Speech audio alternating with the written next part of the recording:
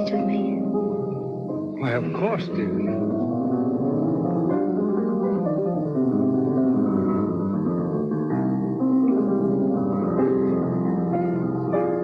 What's the matter?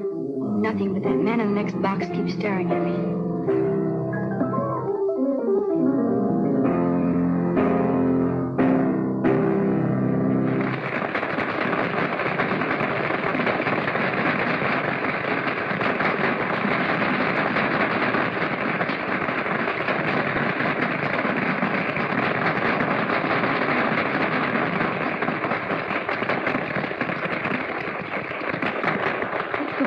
Dad during the intermission. All right.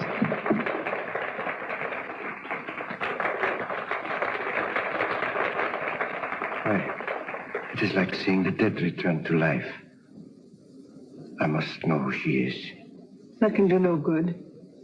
The dead have no place among the living. I shall be the judge of that.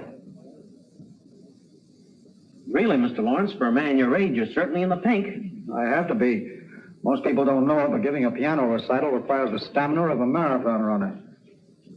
Hey, Judd, I think you better give my right forearm muscles another going over. Feel a slight cramp in my index finger. Yes, sir. Hello, Dad. Hello, darling. Hi, Bob. How am I doing? Marvelously. I don't believe I've ever heard you in better form. That's because you're home from school, my dear. I was playing for you tonight. Oh, am I glad this engagement ends my concert tour. Now I can relax, wear old clothes, and let my beard grow. Oh, and devote some time to your only daughter.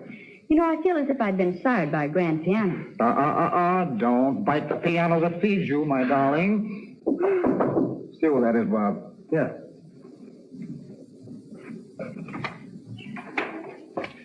This gentleman would like a minute with Mr. Lawrence. Just a moment. Dr. Igor Markov is waiting to see you. Igor Markov?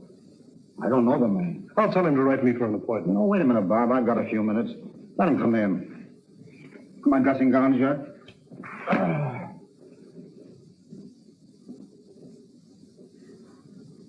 So I have the pleasure of addressing Mr. Anthony Lawrence. That's right, Doctor. What's on your mind? I should like to apologize to this charming young lady for my seeming rudeness. Well, I don't know what you're talking about, but go ahead. This is my daughter, Patricia, Dr. Markov. Please forgive me, young lady, for staring so rudely at you, but I really could not help it. Seeing you tonight was quite a shock because you are the living image of my wife, Lenore, as she looked at the time we were married. She was taken away from me under very tragic circumstances. I understand. I accept your apology. Thank you.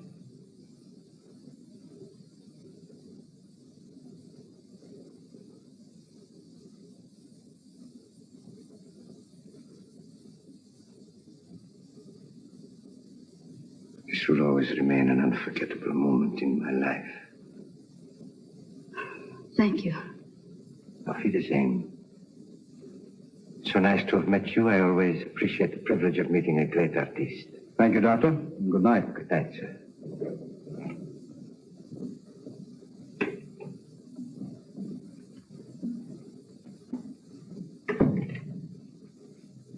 Funny people, these foreigners.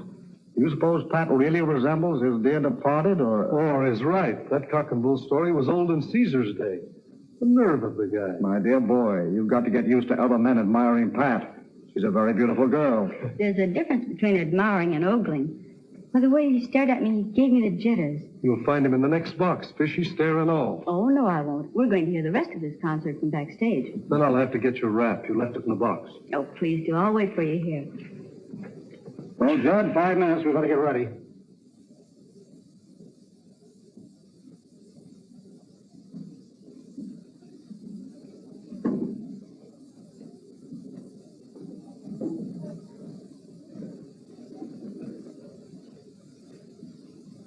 Seems that the great Dr. Markov failed to make a favorable impression. Temporarily, yes. But there will be many opportunities in the future. Besides, the doorman was not averse to accepting a little gratuity and gave me all the information I need. Igor, I've risked my life for you. I've kept your secret all these years. Does all this mean nothing to you? Don't I mean anything to you? Because of your knowledge of my work, I need you as an assistant. You have never meant anything more, and you never shall. Keep that in mind.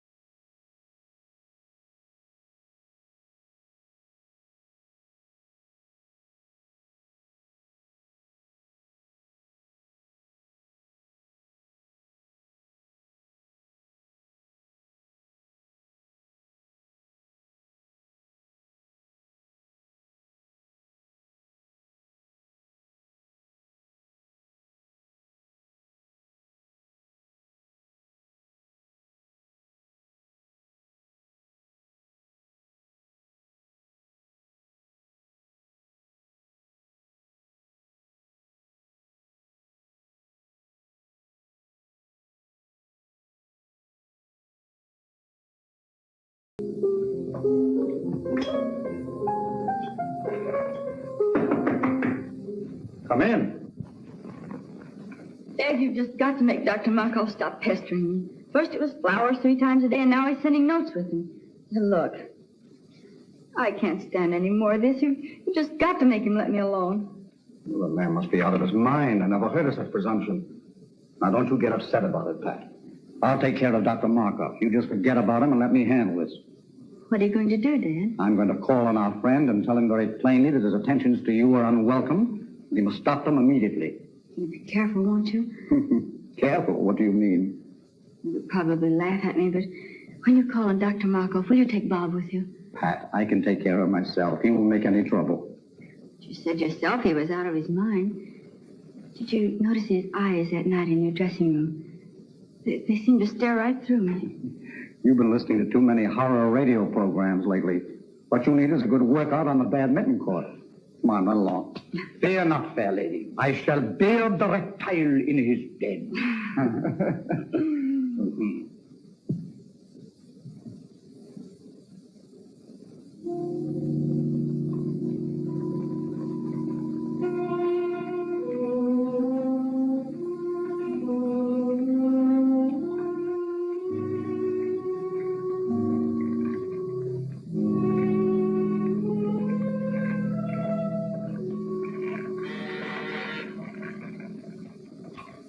Yes?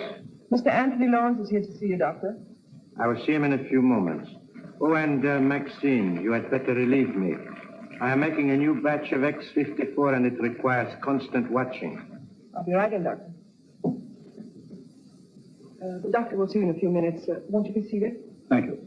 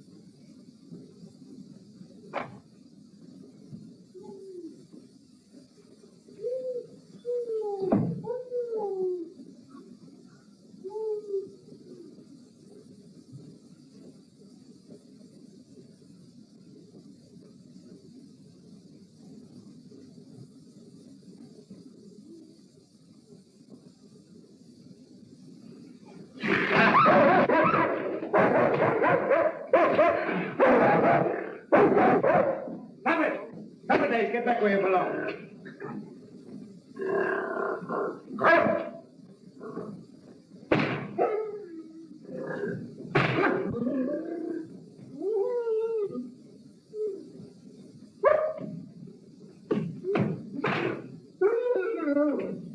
should get rid of that brute.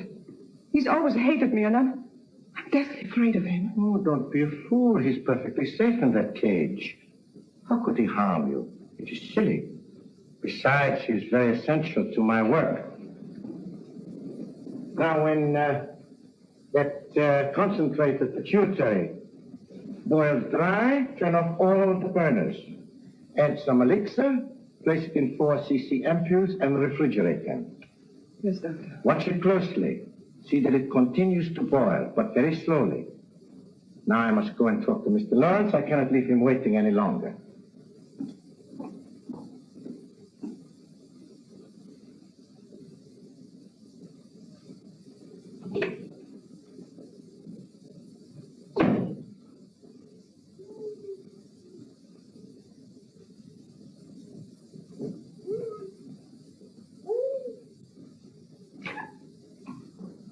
Oh, well, Mr. Lawrence, nice to see you again. This isn't a professional call, Dr. Markov. I've come here on a purely personal matter. Oh, well, in that case, you'd better come into my private office. Thank you.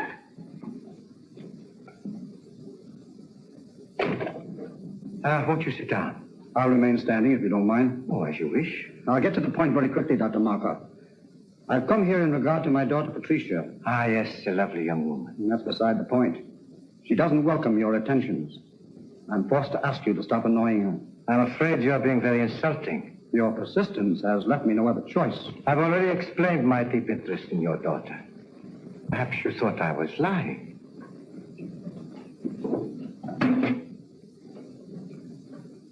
Would you look at this picture?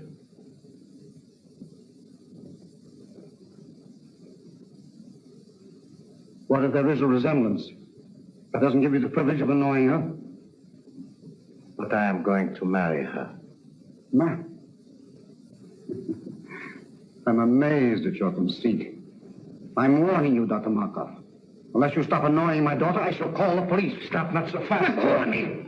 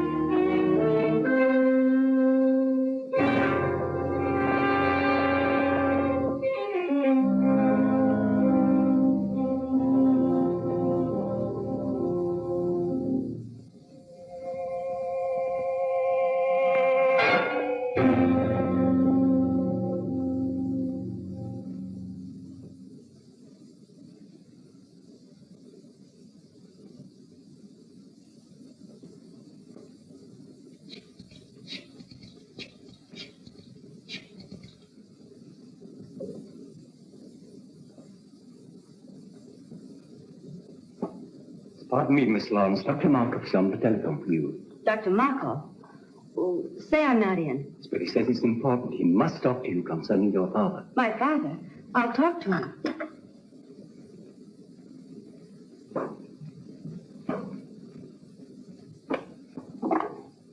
Hello?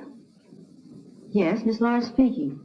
Oh, Miss Lawrence, your father has had a slight attack of vertigo. Yes, he's here in my office.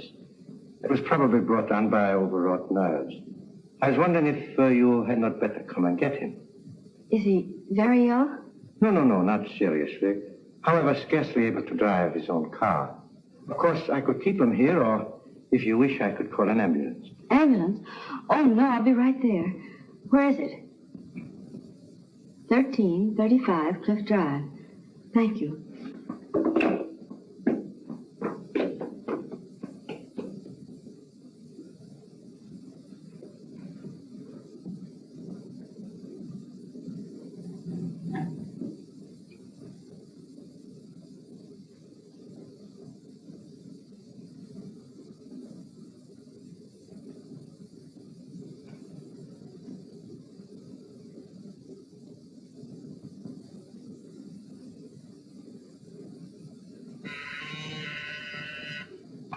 Yes, Doctor? Maxine, turn down all the flames to about half.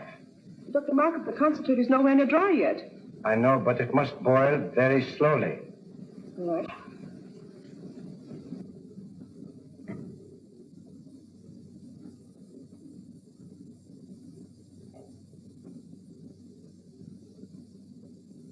So you see, Mr. Lawrence, nobody having witnessed our encounter, I am perfectly willing to keep it a secret.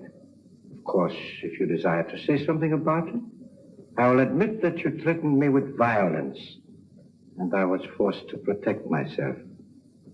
It is simply a case of your word against mine.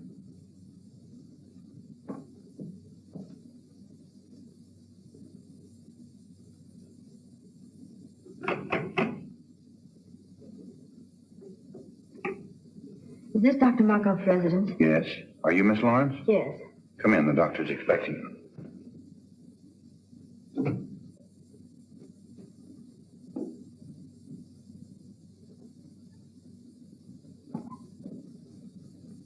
Father, how do you feel? Pat, what are you doing here? Dr. Markov said you were a little indisposed, so I came to drive you home. Are you feeling better now? Yes, what's better? You well enough to start? Yes, of course. Steve, help Mr. Lawrence to his car.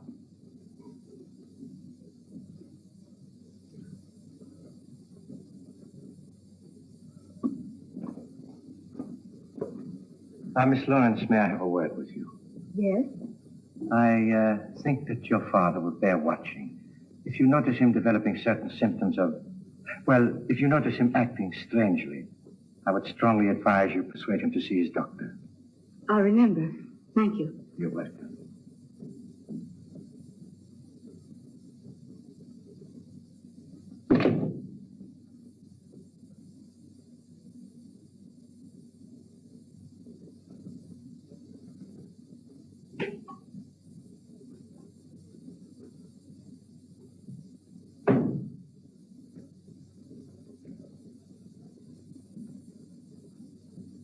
Have you finished? Yes, I did exactly as you told me. Why are you working on a formula X54? I thought you were satisfied with X53. Not quite. I have succeeded with X53 in arresting the disease acromegaly, but it will do no more than hold it in check. Come, I will show you.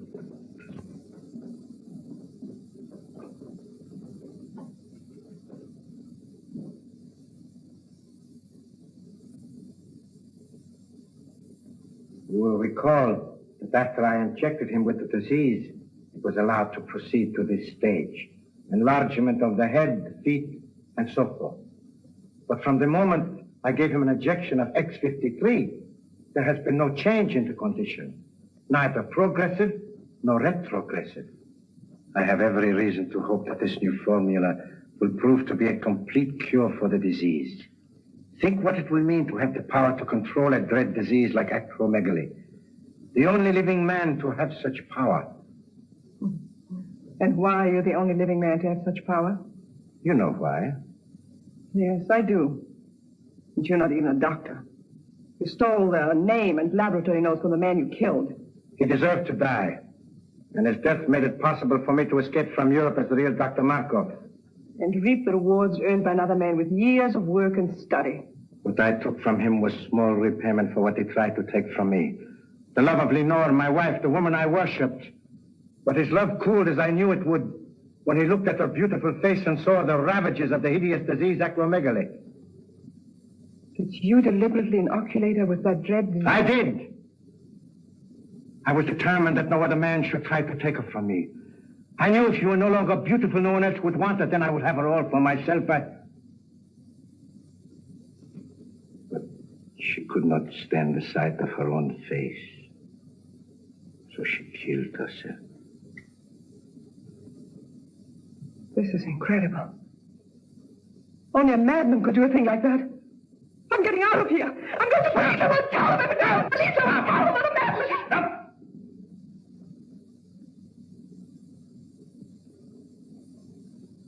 You are going no place.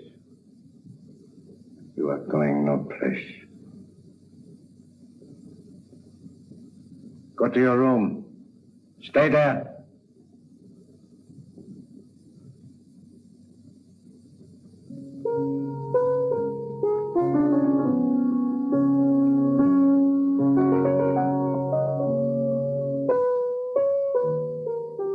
Good to have you back again with us, Bob. Glad to be back once more, Pat.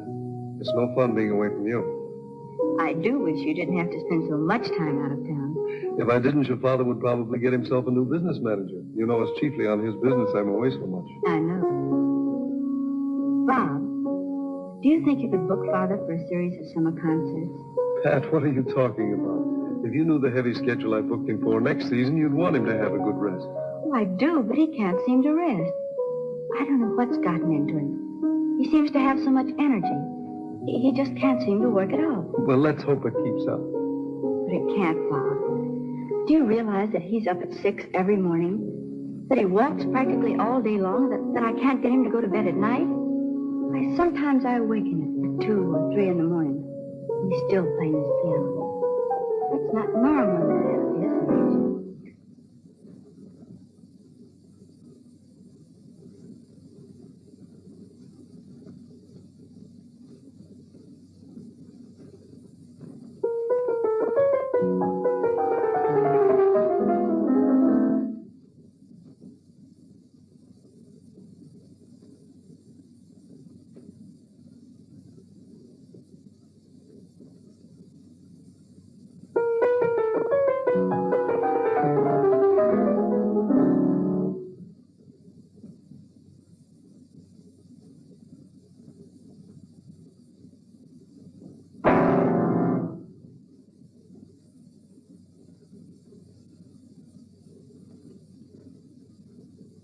Pat, come here. You too, Bob.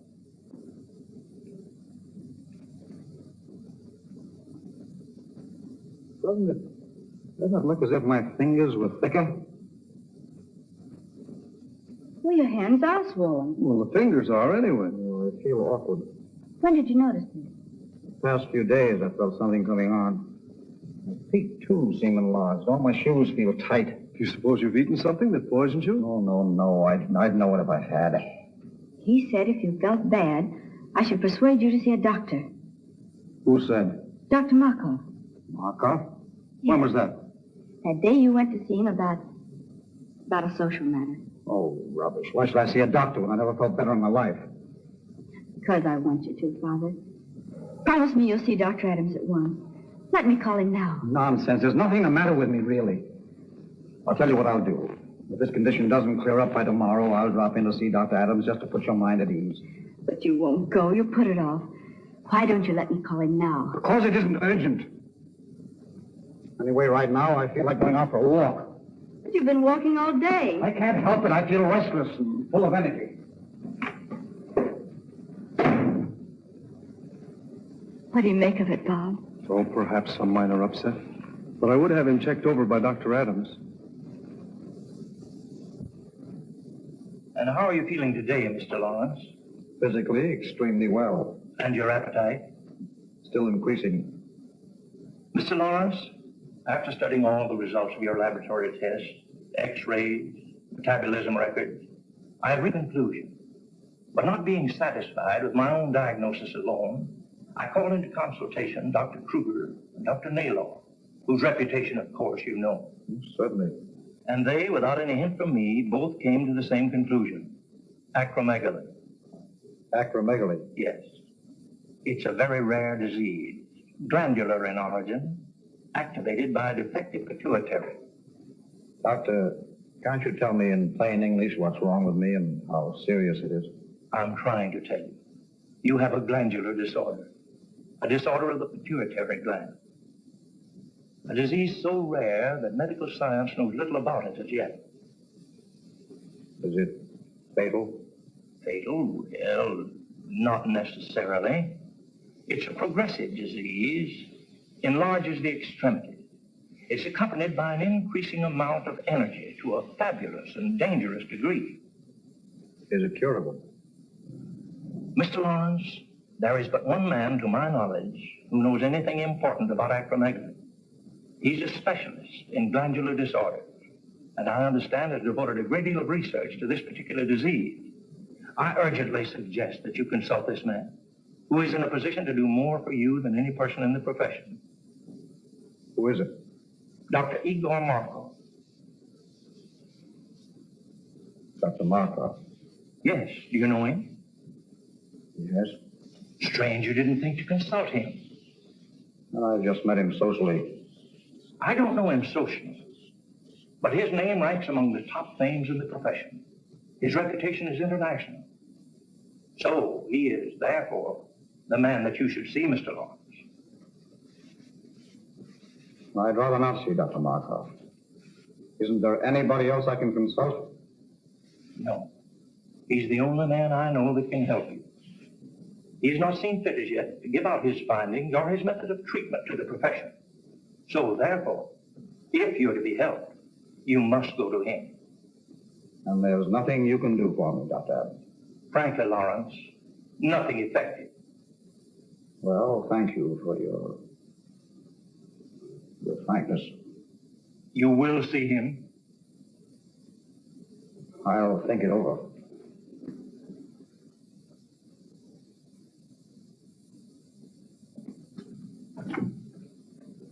Hello, Stack. Is Miss Lawrence in? Well, how do you do, Mr. Blake? I'll tell Miss Lawrence you're here. Bob, darling, I'm so glad you're back.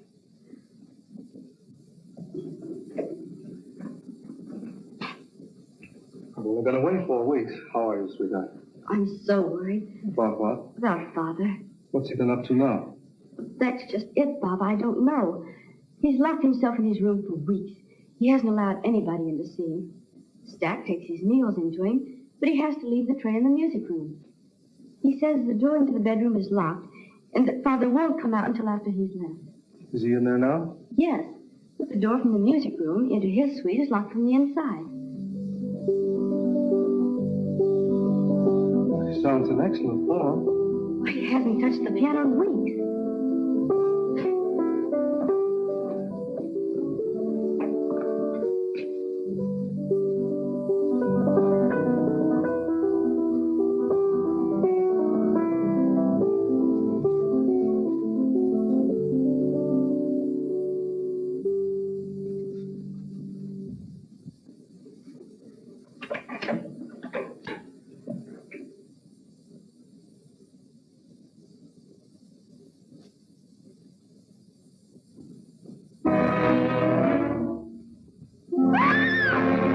Take her out of here, Blake. Take her out of here, quick.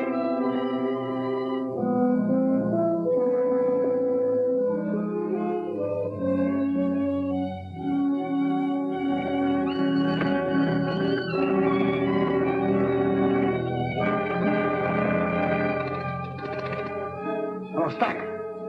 Have William bring my car down to the side entrance immediately and leave it there. I'll drive it myself. No.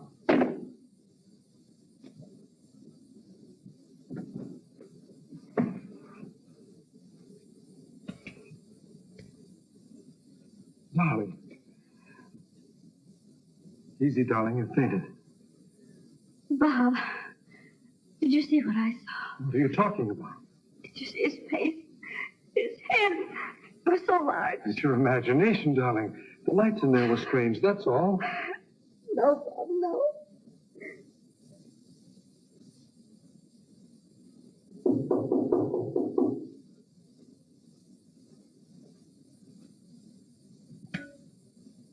Maxine, she was in my waiting room. Maxine? Maxine, are you there? Maxine? Maxine? Maxine?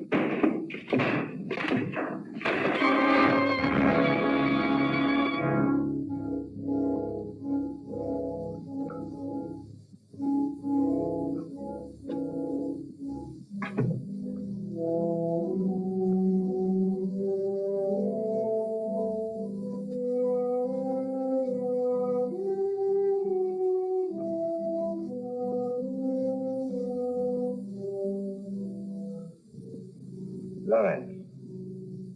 Yes, Mark. Weren't you expecting me? You knew I'd have to come to you sooner or later. To you, the one man with experience concerning the hideous disease of acromegaly. Oh, you had it cunningly worked out, Mark. So I would be forced to come to you alone for help. Then you would be in a position to dictate your own terms in exchange for that help. Terms which no doubt would involve my daughter, Patricia. Oh, you were clever, Markov. Exceedingly clever.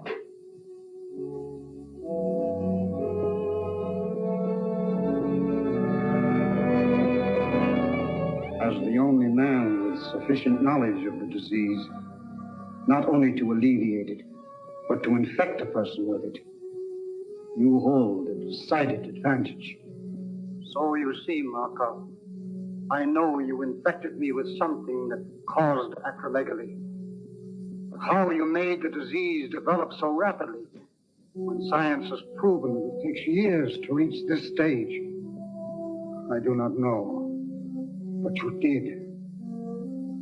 And now, Markov, I come to you as you knew I must, to make terms. Yes, I've come to make terms. No, Lawrence, you overestimate my control of the disease. I've made an extensive study of it. Yes, that is true. But after all, I am only an apprentice. Yes, the devil's apprentice.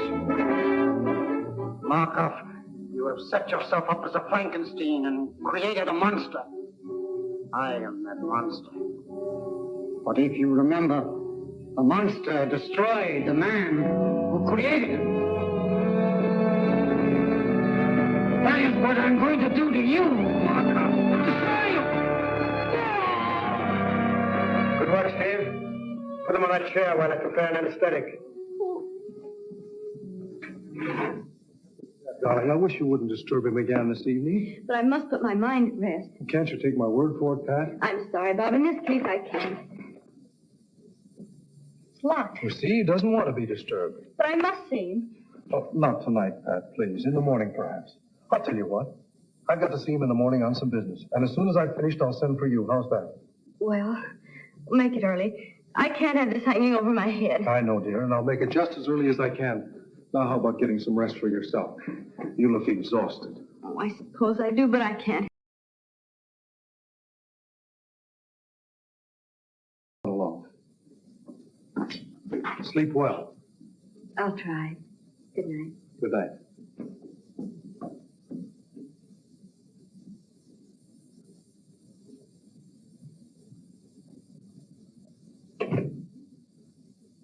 Oh, Stack. Stack, have you got a key to the music room? Why, no, sir. Why? Well, it's locked, and I wanted to see Mr. Lawrence. I'm sorry, sir, but he's gone out. Out? Oh, yes, sir. About a half an hour ago. He had his car brought around and then dismissed William. Where did he go, do you know? Not the slightest idea, sir. I didn't see him, but William said he was all muffled up. Oh. Stack, I wish you'd ring me at home when he comes in. Very good, sir. And shall I wait up for him, sir? Well, no. If he comes in soon, you might ring me. Otherwise, go to bed. I'll see him in the morning. Very good, sir. Good night, Stack. Good night, Mr. Blake.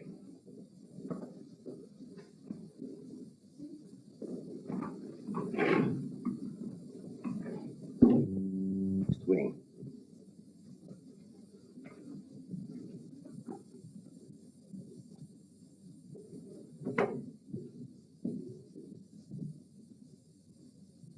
How could you be so inhuman as to infect him with that disease in order to bargain for his daughter?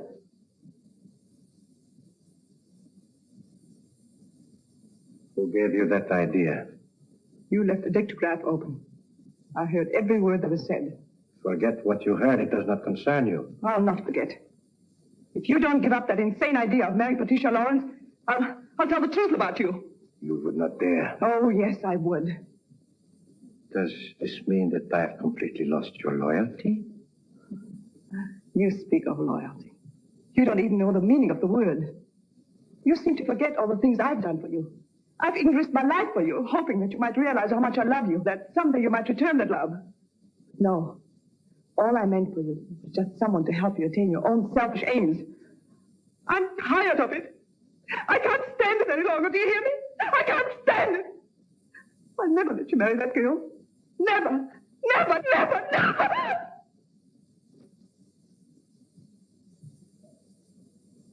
Maxine, you heard nothing. You heard nothing. You heard nothing. Now go to your work.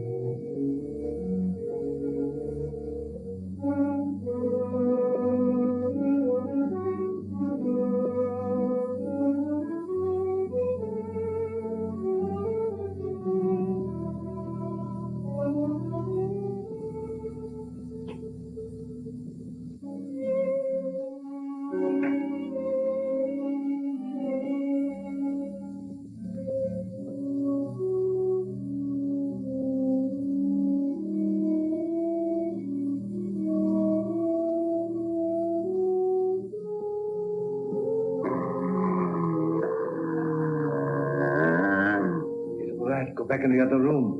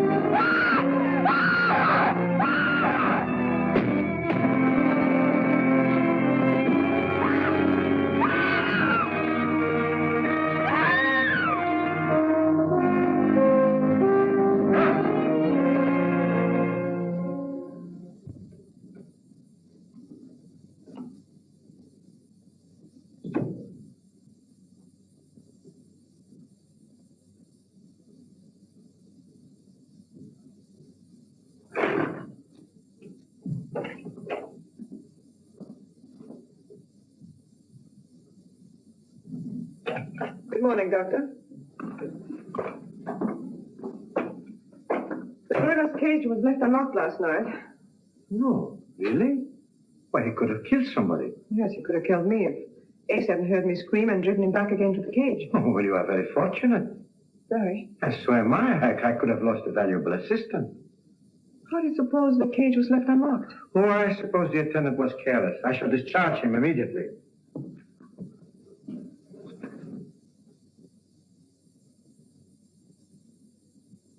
Look, Doctor. It's normal. You've discovered a cure. Maxine, it is marvelous. Maxine, this is great. Do you know what it means? It means that I can ask my own price. I can... Yes. Oh, by the way, Maxine, I have a special prescription I want filled at Handcuff and Groves. You will go and see to it yourself personally.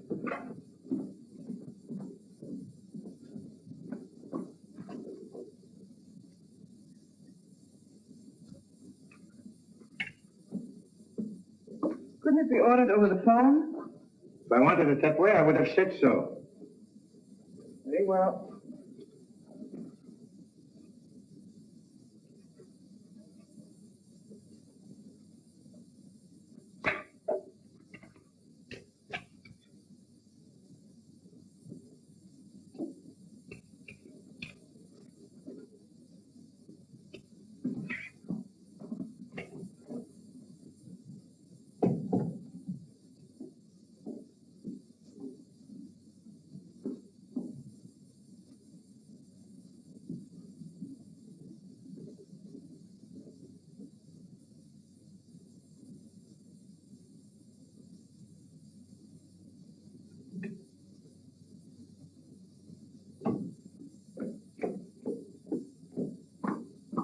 Good morning, Stack. Good morning, Miss Lawrence. Have you taken my father's breakfast into him yet? No, I haven't. You haven't? Why not? Well, as a matter of fact, your father isn't in. Isn't in? Where did he go? I don't know. He didn't say. When did he go? I can't exactly say. Sometime last night. Last night? Yes, miss. You mean he's been away all night and left no word? Absolutely none. I'll get it. Hello? Yes, Miss Lawrence speaking. This is Dr. Marco. Now, please... Father came to you last night for a consultation? Yes. I found it advisable to keep him here for observation. How is he? Well, he's quite comfortable now. I would strongly advise against taking him home, Miss Lawrence. But why? I can't leave him there. Do you think I should take him to a hospital? I suggest you leave him right where he is, Miss Lawrence.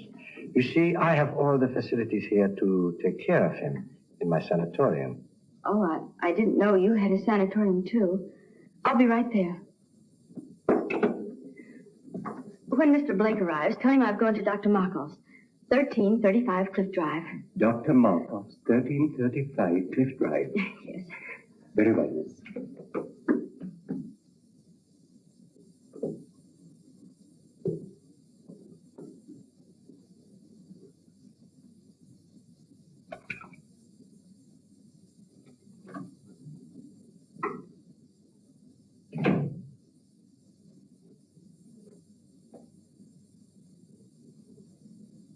Lawrence, I want you to try hard to understand what I'm saying. Try hard. This is Dr. Markov. I can save you, Lawrence. I can cure you. Do you hear me? Yes, I can hear you. Good. Remember that I am the only one that can cure you, and I will cure you on one condition. A very simple condition, Lawrence. Your daughter is on her way over here now. I want you to persuade her to be very agreeable to me. You can convince her that it is you she is coming to see. You can tell her that I am helping you. That is a very little thing to ask for your cure. No. Very well. Yeah. You guys in here?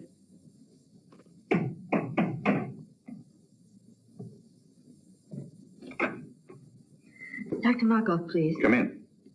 Dr. Markov. Markov wants you to wait in there.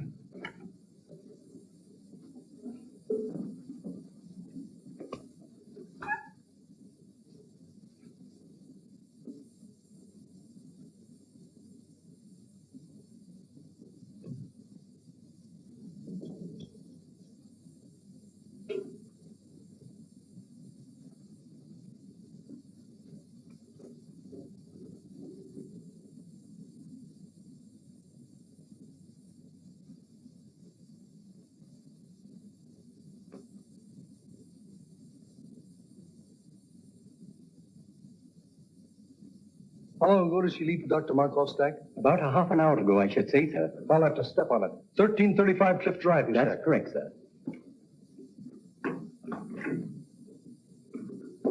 I do not have to cure you, Lawrence, because nobody knows I have discovered the cure.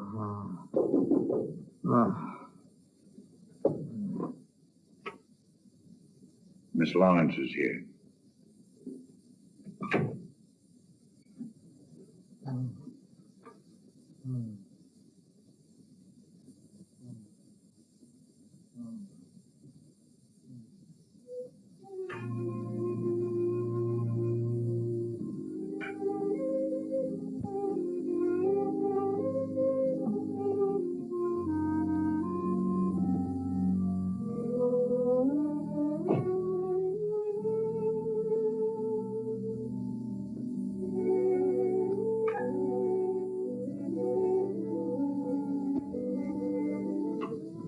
Miss Lawrence.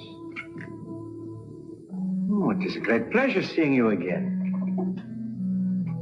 Dr. Markov, how is my father? He's resting comfortably.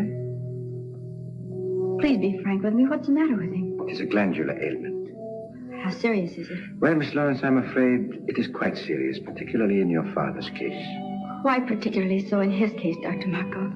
Well, you see, the peculiar disease your father is suffering from causes extreme enlargement of the extremities, the hands, feet, and certain portions of the head.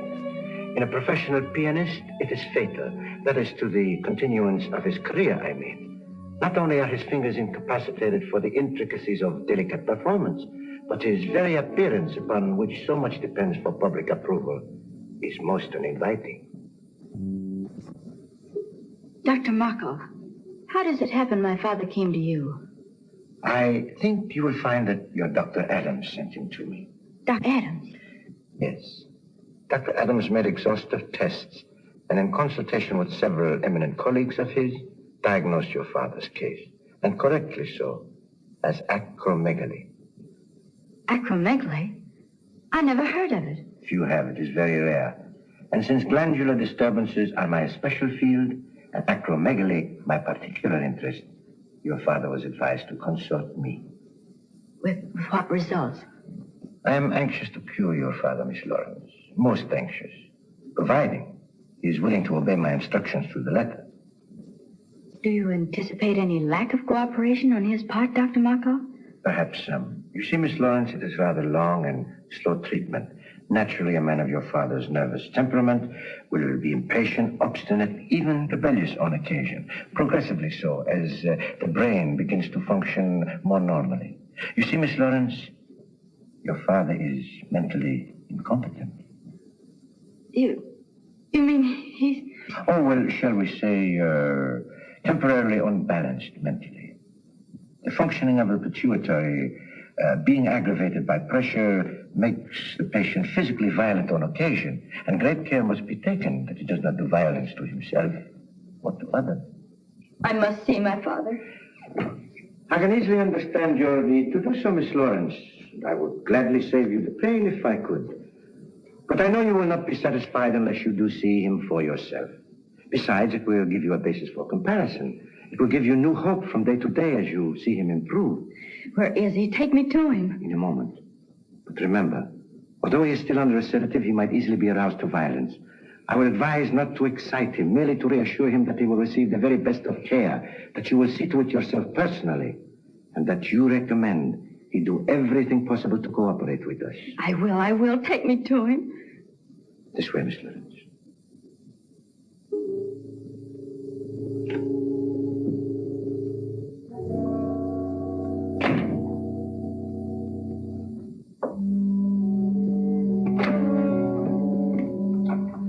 you know what to do.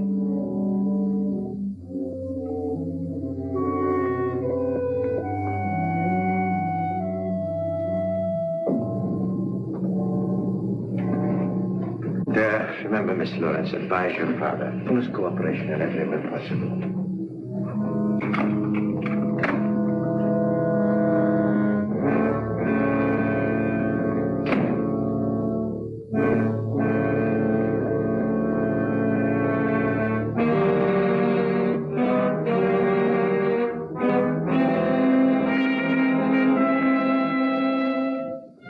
How ghastly.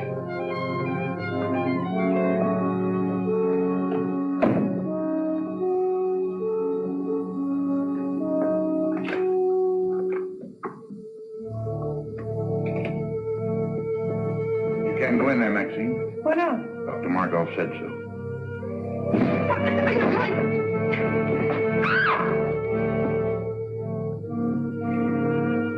Father, speak to me.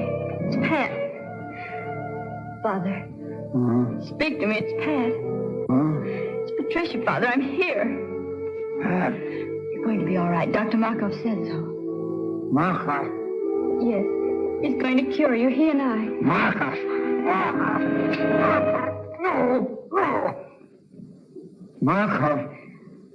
Markov. No. Dr. Markov, why is he strapped down? To prevent his doing violence to himself or to others, Miss Lawrence. Oh, take them off. Take them off, do you hear? Well, that would be very dangerous. Take them off, I say. Take them off at once. Stop that. Calm yourself. Calm yourself, Miss Lawrence.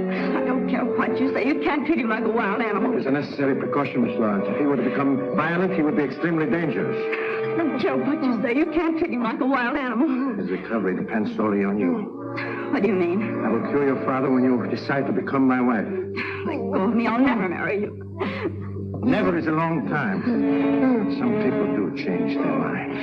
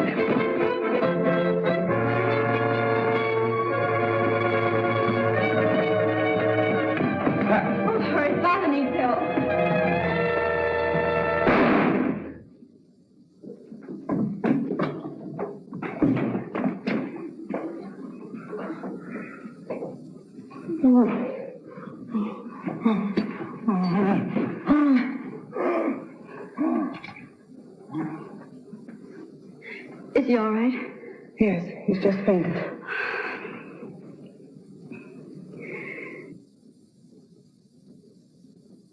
Dr. Markov was the only man who could cure Dad. With him dead, there's not much hope left. Oh, yes, there is, Miss Lawrence. I'm familiar with the serum Dr. Markov has perfected for the cure. He has been using it to bargain with your father for you. He'll be all right. It might take a little while, but he'll be all right. Thank you.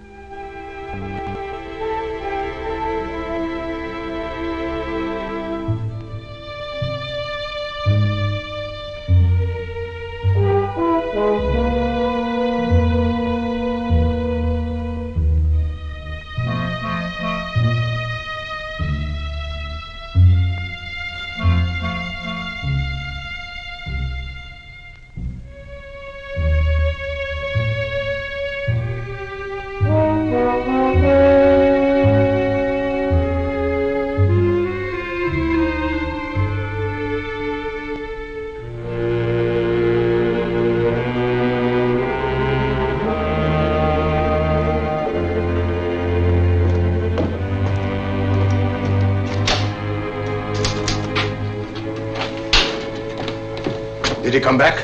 He's down in the lab now. I locked the door. You'd better take this with you. I thought he'd come back. He's like an animal now. He comes back to where he was fed the last time.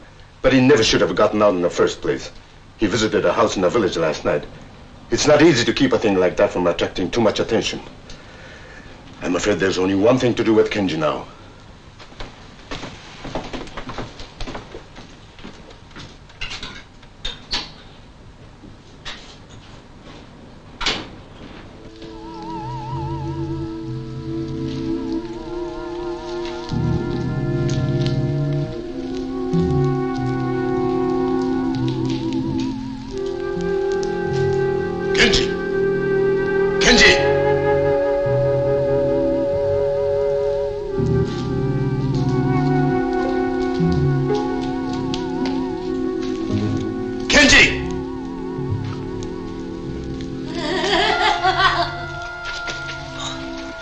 Be quiet, Emiko. I can't let you out of there. I was careless with Kenji, and look what happened. You don't understand me anymore, do you? I'm sorry, Emiko.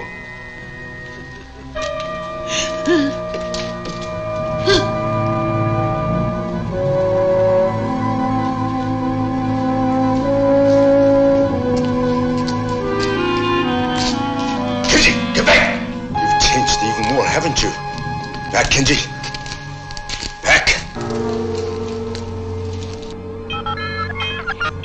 I don't suppose you understand me now any more than she does. You were my brother. You're an experiment that didn't work out. I'm sorry, Kenji.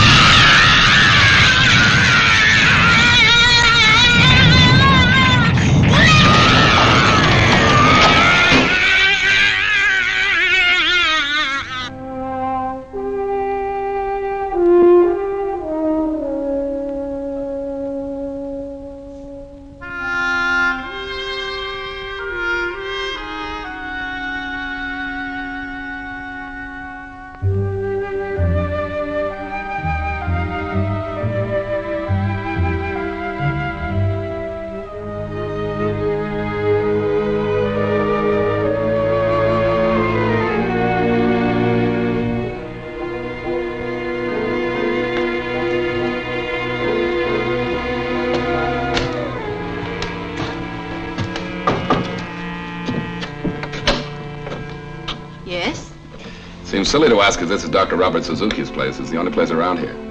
I'm afraid you can't see the doctor now. Oh, no, wait a minute. I've come all the way from Tokyo and halfway up the mountainside in a taxi they saved from the Ark, and then by making like a mountain goat for the last few hundred yards.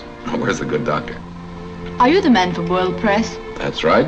Larry Stanford, the brilliant and highly underpaid foreign correspondent. Tell you the truth, from what my boss says, I don't think there's much of a story here, but if there is, I want to get it. Perhaps the doctor can give you a few minutes. I'll tell if you're here. Please come in.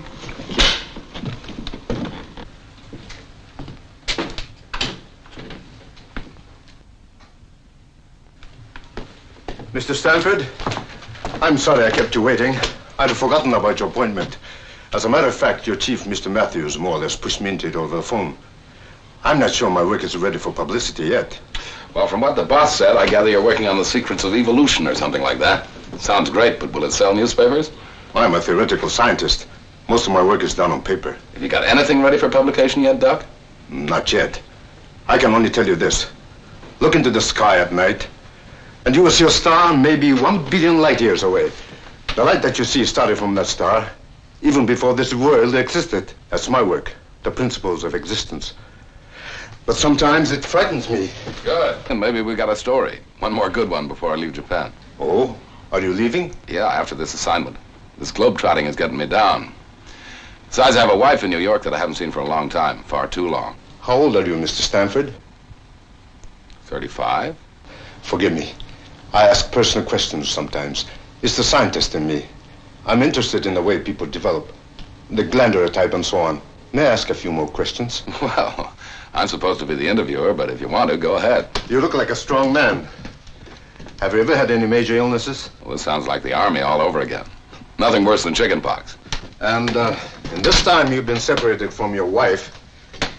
Have you been, that is to say, have you had any other kind of companionship? Well, I've been a good boy, if that's what you mean, Doc, but now maybe we are getting just a little personal. Oh, I'm sorry. You want to hear about my work, don't you? All right. Could you use a little refreshment while we're talking? As long as it's daytime size. Scotch? A local version of it. I thought it tasted different. Well, Doc, what's the story? Well, Mr. Stanford, are you familiar with the latest thinking about cosmic rays and evolution? Oh, vaguely. The rays come out of space, and every 1,000 years or so, they cause a mutation. Cause some animal to give birth to a slightly different species. Is that right? That'll do. Now you can understand what I mean when I tell you that I have a theory as to the cause of this change in species, this mutation. I believe it can be done. Not with radiation, Mr. Stanford, but chemically. I've tried a few experiments with plants and fungus. You got any samples? Unfortunately, nothing I can show, only theoretical records. But I don't think they make sense to you. Well, it sounds great in scientific circles, Doc, but it's not exactly what I'd call front page stuff. Hey, you know, it's kind of stuffy in here.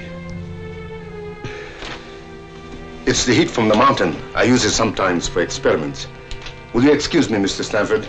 I'll go down to the lab and bring you up some photos of my fungus experiments. They might prove interesting to you. I'd appreciate that.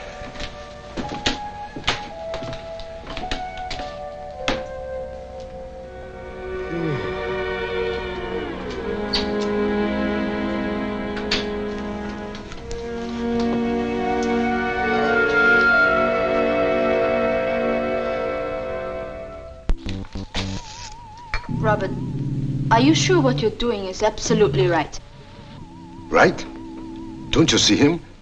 He's perfect for it. Besides, I've changed the enzyme. It's got to work this time. A physical and a psychological change. We'll keep records on every move he makes. That's not what I mean. Do you have the right to do this to him? After all, the others were different. They volunteered. But Tara, he's exactly the type I need. This is for science, for human knowledge. What happens to one man doesn't make any difference. You didn't seem to care for the others, Tara. I forgot how to care about anybody a long time ago. You ought to know that. Good. Keep it that way.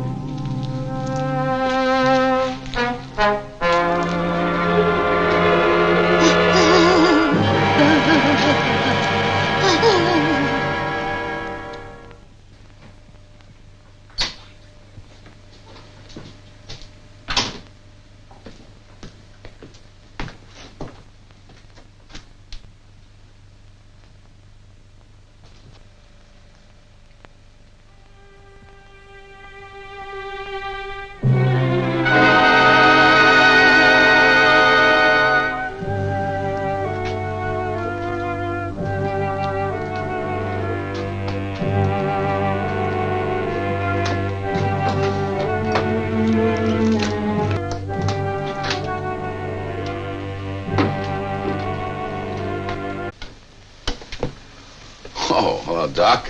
I'm sorry, I didn't mean to be rude. I just couldn't keep my eyes open. Well, I feel that way myself many times up here.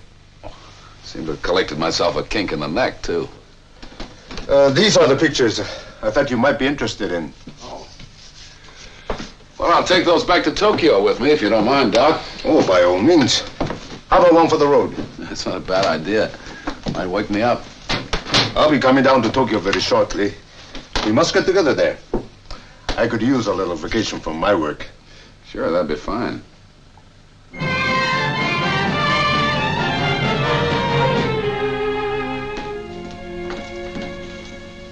Here's the morning report for you. Thanks. I'm forced to agree with you, Larry. Not much to this Dr. Suzuki report. I understand he's independently wealthy, one of these wealthy crackpots. Oh, he's not such a bad guy. He serves lousy whiskey, though. Gave me a hangover on 2 of them. As a matter of fact, he phoned up this morning and said he was coming to Tokyo. Wants to take me out on some fancy dinner or something. Geisha party? Who knows? Anyway, I'm just filling in time till I head for New York and Linda. This globetrotting almost broke us up. By the way, Larry, you're going to be here a few days. I've got a report here on some smuggling going on down in Hong Kong. I wonder if you could hop a plane and go down there. No dice, Ian. You pulled this one more story routine on me once too often. This time I'm going home. I'll tell you what you can do with that report. What's that? Make a paper airplane out of it and sail it out the window. Matthews? Oh, yes. Just a moment. Larry, it's for you. New York. Can't imagine who it might be. Okay, I'll take it over here. And how about some privacy? Put that call through here. Oh, darling, it's wonderful to hear your voice. What? Oh, everything's all right. I just wanted to hear you. When are you coming home, Larry? Just a few more days, darling. Lots of paperwork and stuff. You know how it is. After that, no more traveling. We can make a real start all over again. Huh? I love you too, darling. But how do you know you love me? I might not be the same person. I'm sure you're the same, darling. I haven't changed either. I've been thinking about you all the time. I've had a picture of you in my mind. It's a nice picture, but it's not the same as the real thing. Well, it won't be long now, darling. I'll be thinking of you all the time. We're going to some kind of a party tonight. I'll pretend you're along. Well, have a good time, Larry.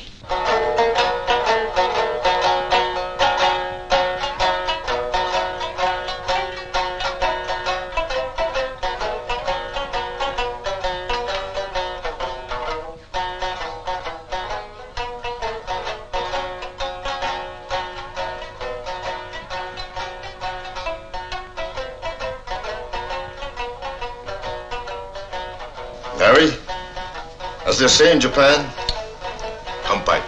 As we say in America, bottoms up. You know, Doc, I don't know which I like better. Japanese sake or Japanese geisha? What's the difference? Plenty of both here. No, seriously, Doc. I've never had time before to do this sort of thing. You no idea how stuffy these political interviews and press conferences can be. With so little time left, please, let me be your host and let me... Larry, I like you. And I'd like to show you more of Japan. Doc, you've got yourself a deal. Kampai. Bottoms up.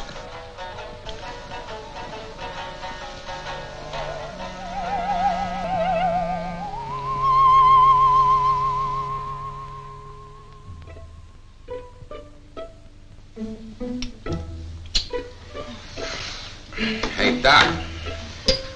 Tell her it's an old American custom called smooch, And tell her she smooches good.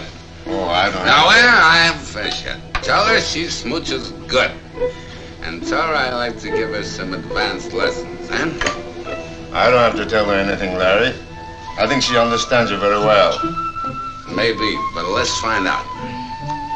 Hey, listen, girl, I think you're all very beautiful. Very beautiful. But I got a special thing.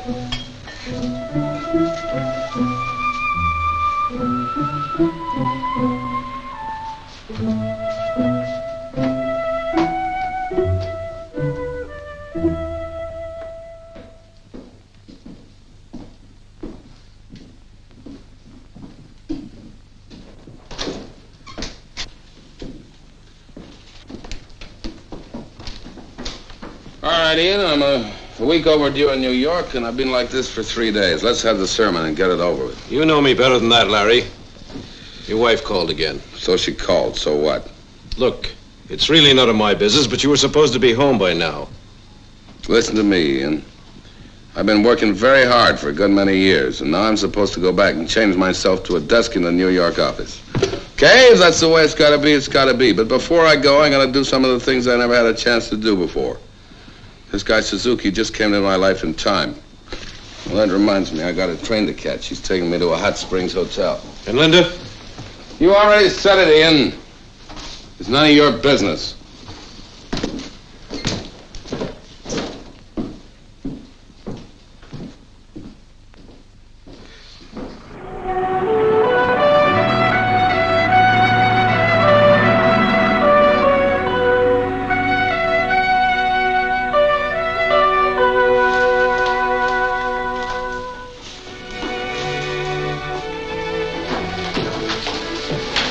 How about a little second before a bath?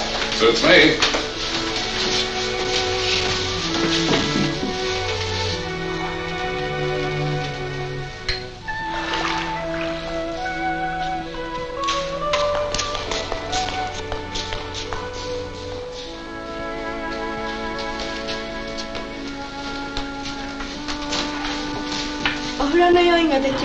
Ah, so. Don't worry, Otto. The bath's ready now. Larry, you're about to experience one of my country's greatest treasures. Hot mineral water from deep in the earth. It has wonderful effects and sometimes strange effects. Well, I've had hot baths before, but never in such fancy surroundings. You know, Doc, it's amazing what I never got to see and do in this country all the time I've been here. I didn't realize what fun I was missing. Still, I'll have to leave sometime. Yes, I know. Oh, I have another surprise for you. Oh, what's that? Do you remember my assistant, Tara? You met her at the lab. She happens to be here at the hotel. I think you'll find her especially interesting. Why especially? Her talent. She is, first of all, an exceptionally beautiful woman. She's been to nearly any country you can name. She's intelligent, affectionate, and, well, how shall I say it? Not unwilling to have a little adventure now and then. Sounds too good to be true. Tell me, when do I meet this lovely mythical creature again? Why not now?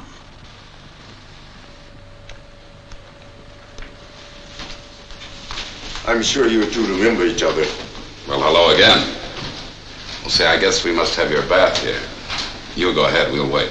Why wait? I can see you're not familiar with Japanese customs, Mr. Stanford. You mean everybody? Together? Same bath? Well. Larry, just remember something. I promised to make a phone call to Tokyo. Very important. I wonder if you two will excuse me. With pleasure. Well? Follow me.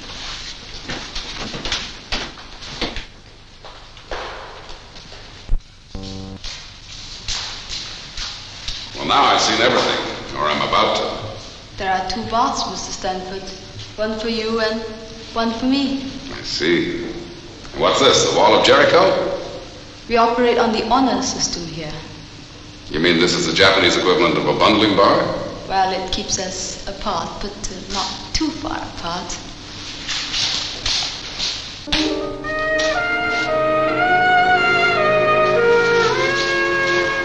The doctor tells me these are mineral baths and good for me. Hope he's right.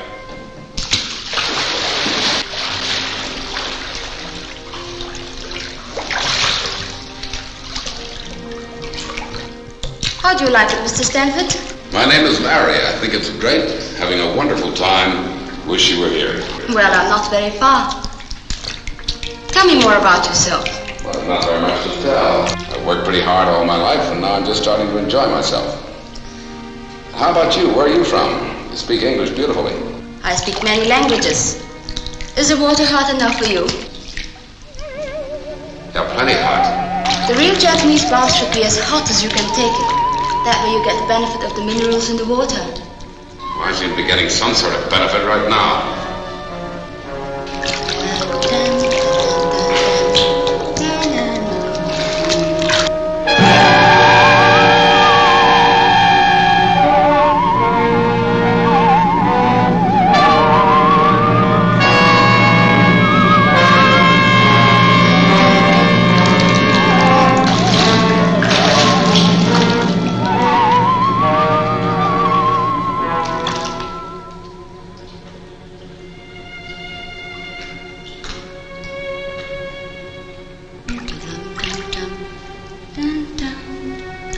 Is anything the matter, Larry?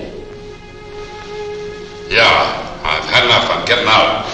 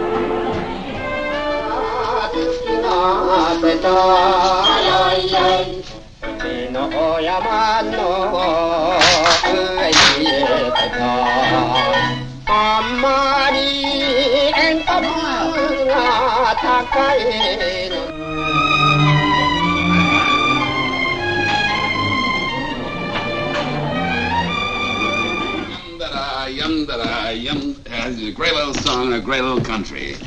Hey, now I'm going to show you where I live. Can you mix a martini? What is that? That's a musical martini. Yum-da-da-dee, yum-da-da-dee, yum-da-da, yum-da-da, yum-da-da, yum-da-da-da-da. Hello, Larry. Well, this is quite a surprise. I think I'd better go. I think you'd better stay. We've all got some things to talk about.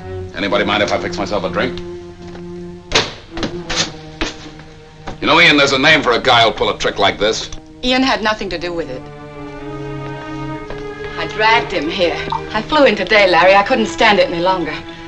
Ian wouldn't tell me a thing, but it wasn't hard to guess that you'd found company. Sorry, Larry. Yeah, sure. All right, let's not draw this one out. Let's make it front page, top banner line now. So you found out, so what? Darling, I came here so's I could see you. So's you could see me. I don't want things to go on this way, Larry. You've got to make a choice right now. The girlfriend or me.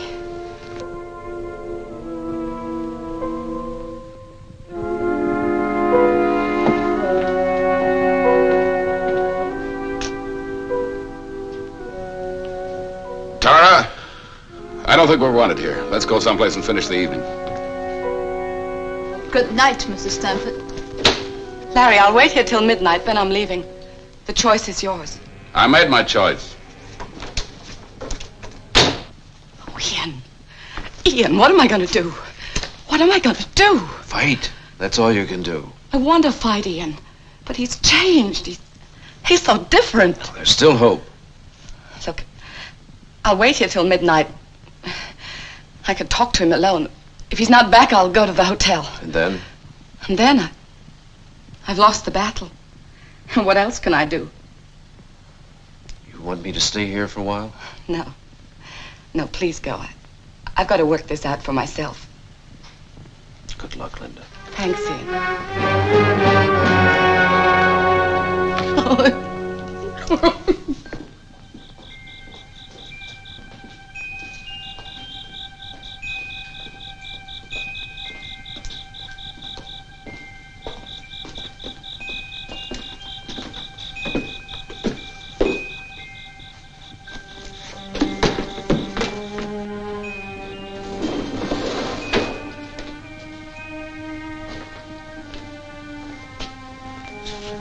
Hey, how about that?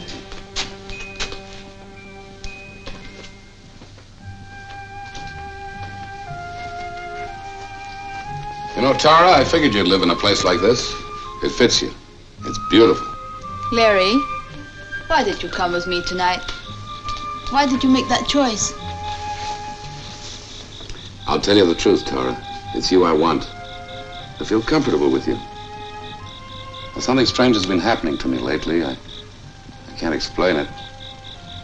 You're the only one that seems to understand. Don't ever leave me.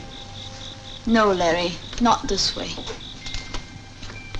What do you mean, not this way? When I belong to a man, no one else does. If it can't be that way, then I don't want him. You're thinking about Linda? Yes. She's not going to give up so easily, Larry. I know how a woman thinks. If I'm not mistaken, she's waiting for you at your apartment right now. She said she'd leave if I didn't come back. That won't settle it. You must go and tell her it's finished. It would be best that way. You wait for me here? I'll wait for you to come back. If you come back.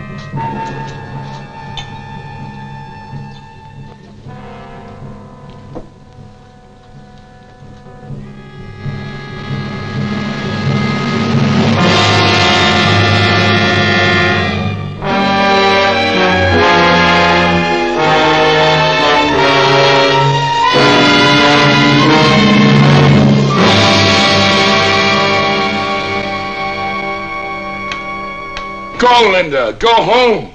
Harry, what's the matter? What is it? Can I help you? Nothing's the matter. I don't need any help. I just want you to leave. I know I shouldn't have stayed here, but I couldn't give up that easily. Give up what? What we never had? You've been here all this time, you know. I've asked you to join me overseas more than once. Larry, what sort of a life is that? Living in hotels, places not even on the map, picking up and moving every time there's a new war or revolution? You married me. You knew I was a foreign correspondent? Yes, I know, but I figured one day you could settle down. Settle down, that's a good way to put it. Settle down like mud in a pool. Bridge on Wednesdays, cocktail Thursdays, PTA Fridays. But you know I can't give you this kind of stuff, Linda. Go home and find someone else. Larry, what's happened to you? I don't know, Linda. I just want you to let me alone, that's all. Just leave me alone. Go away. I won't let you alone, Larry. I'm fighting for something that belongs to you and me. I don't know how it happened, and it won't last. This woman, she's got you all mixed up so you can't think straight. I don't know how it started. Maybe a weak moment. Weak? Maybe You think I'm weak? You think I covered all those wars and revolutions because I was weak? Or maybe it's because I never put you in your place before, never slapped you down when you needed it. Harry, what's gotten into you? Nothing's gotten into me! I just became my real self for once, that's all. Nobody's gonna tie me down anymore. Nobody's gonna tell me what to do.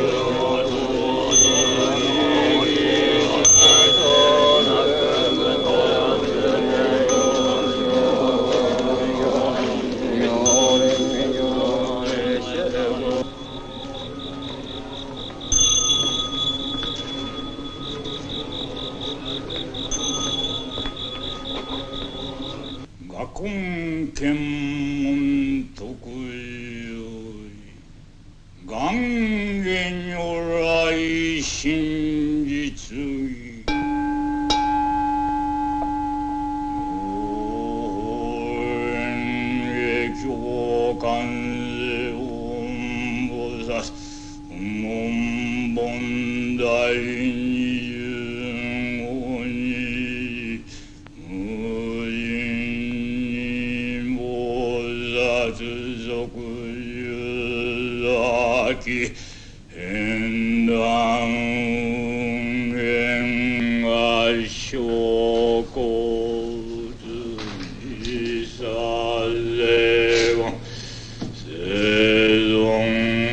I heard you singing.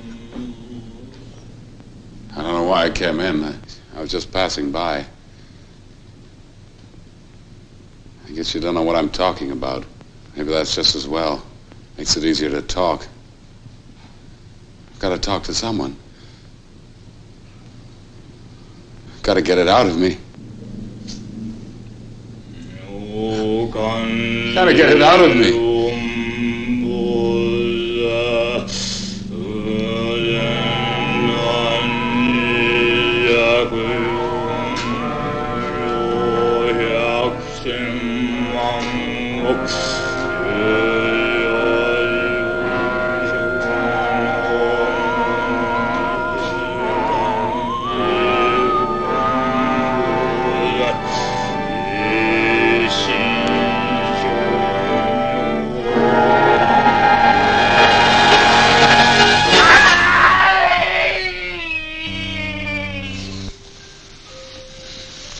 After Linda left, I went out for a walk.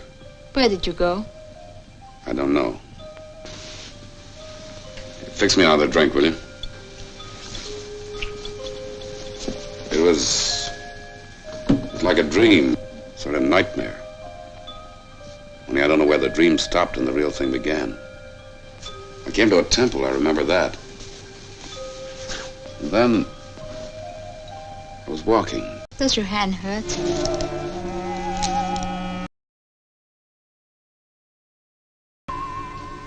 I don't know, picked him up someplace. I can't remember. I have a feeling I don't want to remember. I want to forget. That's something I can do. Help you forget.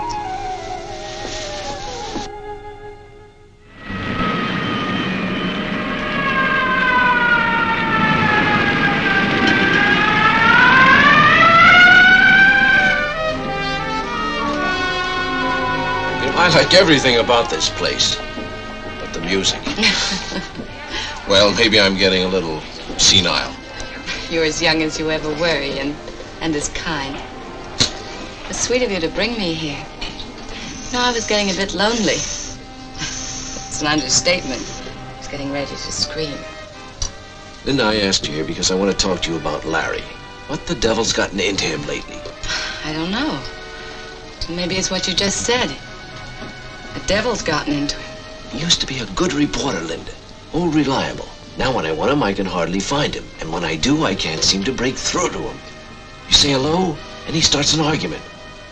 I've never seen anyone change so quickly. Yeah.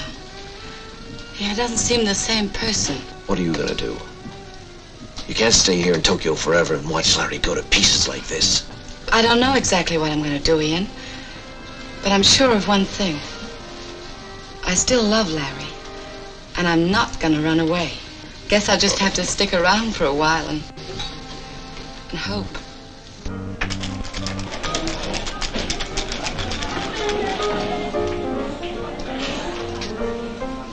Well, I knew if I kept looking, I'd find you. All right, you found me. Now what?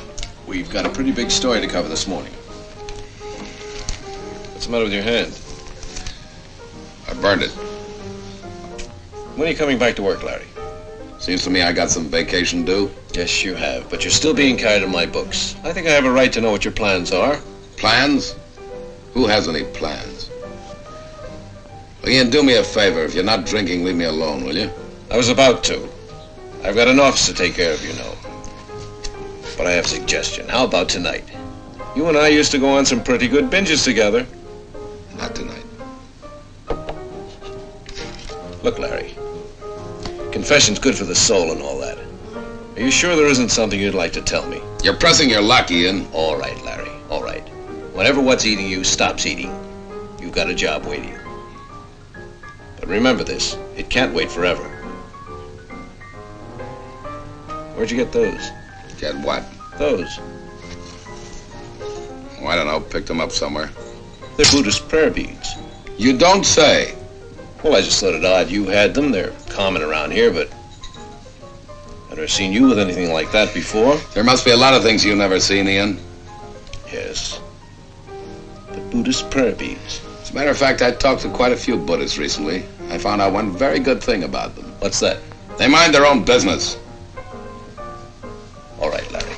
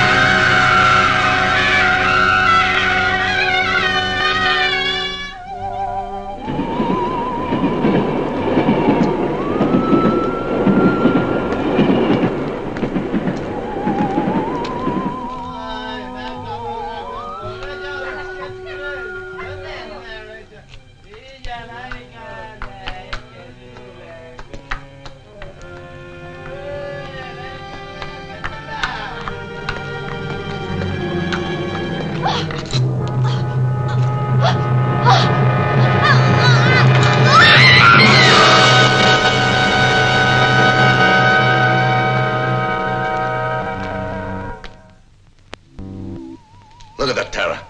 There's a definite cycle. That proves another theory of mine. The change doesn't come all at once. Larry Stanford right now is going through the metamorphosis. This is his old self here at the bottom of each curve. And this is his new self. Actually a different species of man at the top. But notice how the waves are rising. Before long, he'll be entirely on the top. Entirely a new being. Robert, I don't like it. That's your privilege. Not everyone's interested in mutation. That's not what I mean. I don't like what I'm doing. I know you had to keep him in Tokyo, and at first I didn't care. Any emotion I ever had was killed in me a long time ago. But maybe I've just a little left, and I don't like watching it happen to him. Are you falling in love with him, Tara? I don't think I'm able to fall in love. You don't have any illusions about us, do you? You know where you found me. And you know what happens to me if I have to go back there. That's the only reason I stayed with you, Robert. Can I make it any clearer than that?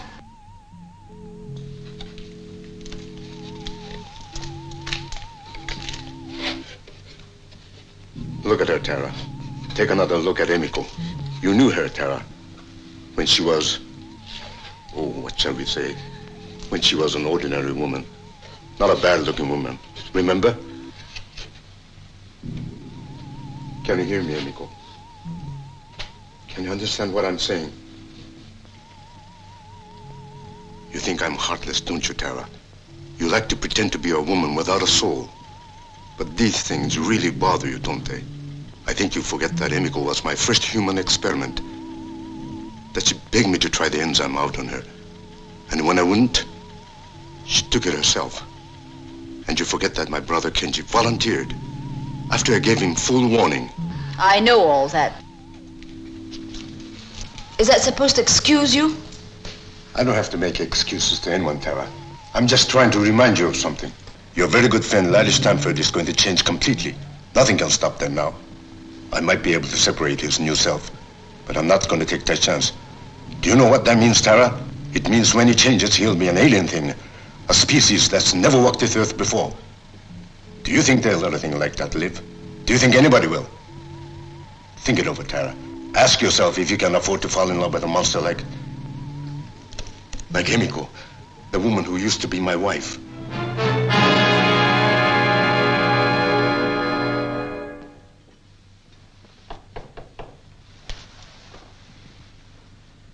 Come in. Hello, Larry. I'm glad we found you in. Any reason why you wouldn't? Put out the sputtering fuse, will you? Are you going to ask us in? All right, come in. You know where the drinks are. This is my friend, Dr. Jensen, Larry. I happened to be with him tonight and asked him to come along. Hope you don't mind. Why should I? Hi, Doc. How do you do? Larry, I think you can guess why I want to talk to you. I think you know your behavior lately has not been exactly like your old self. Now listen to me. Now, Ian, wait if a you- minute. Don't blow your cork. I've got a couple of questions I mean to ask, whether they're my business or not. All right, go ahead and ask him. First question. Do you remember when I saw you in a bar after that old Buddhist priest was murdered? You had a string of Buddhist prayer beads with you, and you never did say why. Now, I suppose this is far-fetched, but I couldn't help feeling there was a connection. Now, tell me the truth, Larry.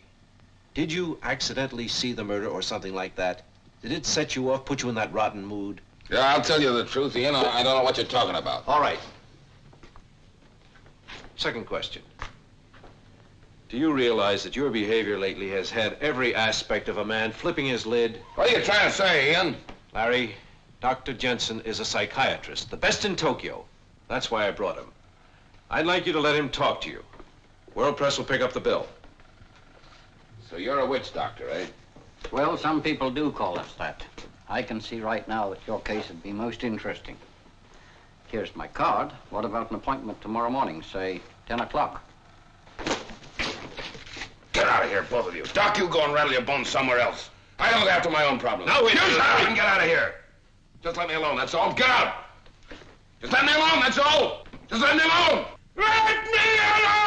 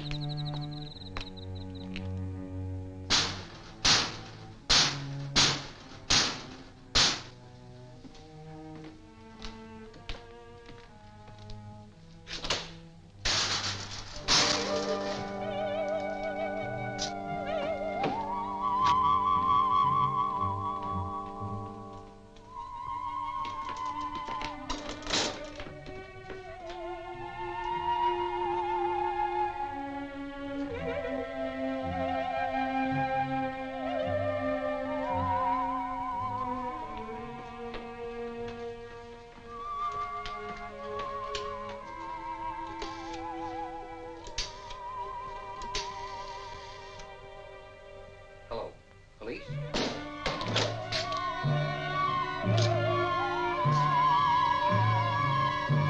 This is Dr. Jensen. Akasaka 5, show me 132. Please send police here immediately. This is urgent.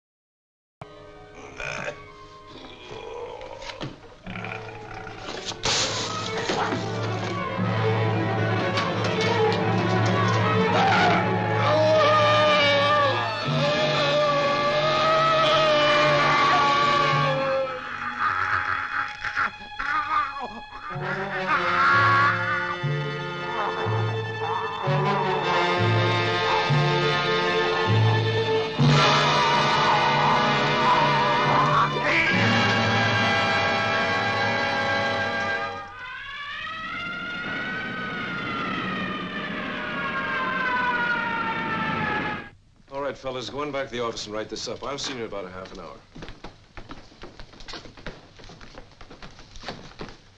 I'm afraid I've got a personal interest in this one, Superintendent. I knew Dr. Jensen very well. Mr. Matthews, I'm going to ask a favor. I wish you wouldn't print this story just yet. Not print it now. Wait a minute. Dr. Jensen was internationally known. This is news. Mr. Matthews, there's a killer loose in Tokyo, the worst known in 30 years, and I've got to stop him. Now, so far, we've reported every murder he's committed. This time I want to throw him off guard. Perhaps he'll wonder why it wasn't reported. Perhaps he'll come back. When you say don't print this story, you're asking quite a bit. I have responsibility to my readers, you know. You also have one to your friend, Dr. Jensen. Believe me, Mr. Matthews, I'm determined to catch this murderer. I have to answer to my own superiors, and if I don't catch him, I'll be obliged to resign. Well, I'll hold off for the time being, but you can't keep a thing like this quiet for long. Tomorrow, there'll be a press conference in my office at 5 o'clock. I'll try to have something more definite for you by then. All right, and perhaps by that time, I'll have something for you.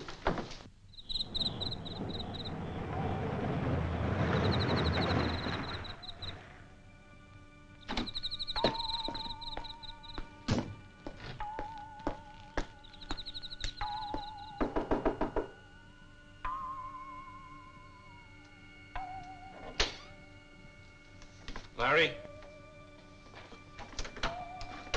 Larry, are you here? Larry?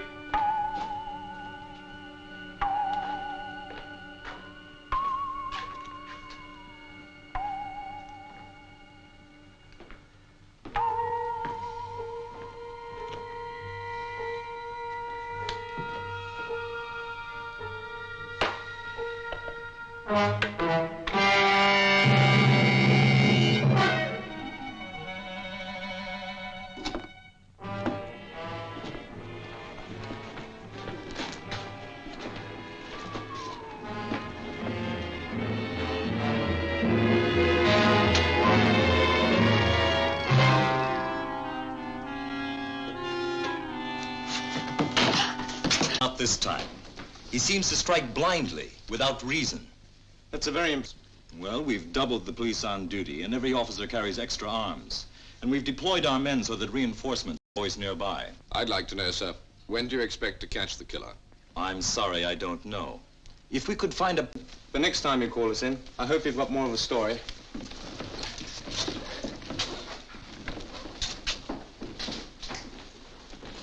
Well, Mr. Matthews, I suppose you're not satisfied either. Superintendent, I've come to a decision. Not an easy one. But I'm thinking of your men out there and all the others who may shortly find themselves victims. Yes? I'm afraid I have something very important to tell you.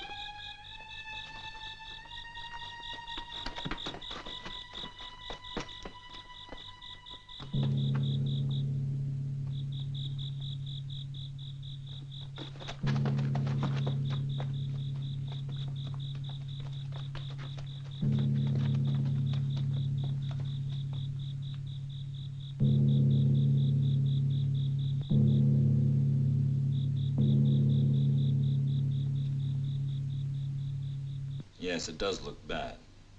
But still, You can never tell about evidence. It can be very deceiving. Hi. Soka. Well, he's killed someone else. This time one of my policemen. Are you sure it was the same killer? No doubt. And he got away again. I just can't believe it was Larry. Well, whether we're sure of it or not, Mr. Matthews, the time has come to take some precautions. Pick up Larry? Yes, if we can find him. Well, he's bound to return to his apartment sooner or later. I suppose you can put a stakeout on it. I'm going to handle this personally, and I'd like you to come along.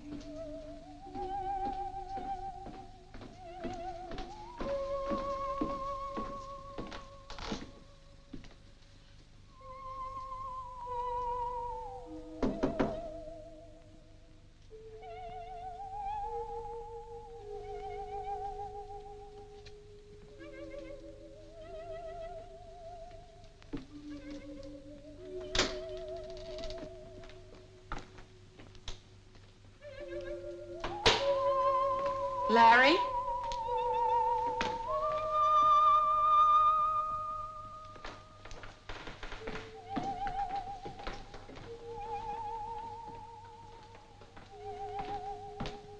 Larry!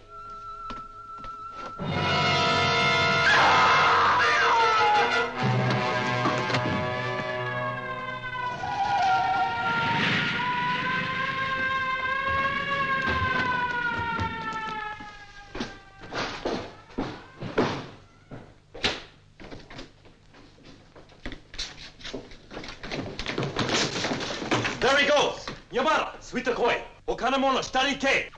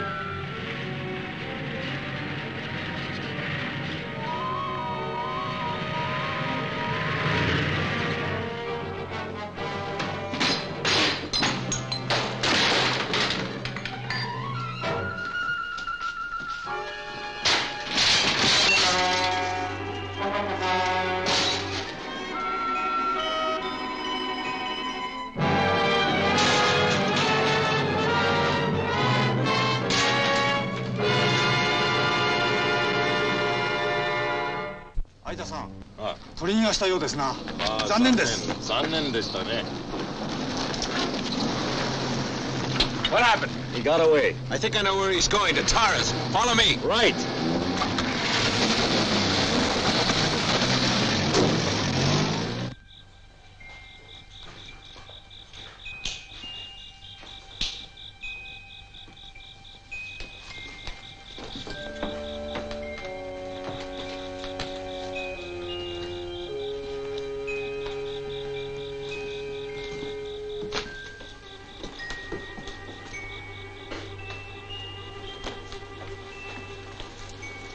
Well, it's fortunate she wasn't here.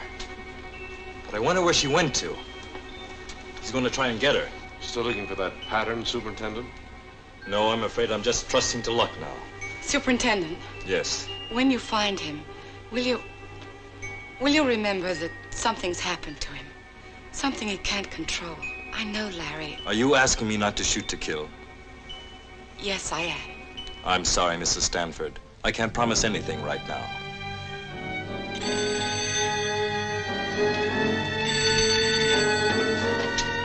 Hi. Oh, wakarimasu.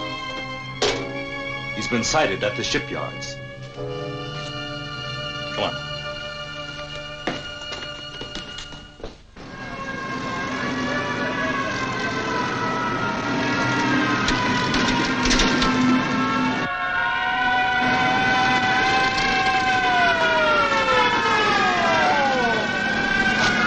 There he goes! Try not to shoot! Take him alive! We better wait here.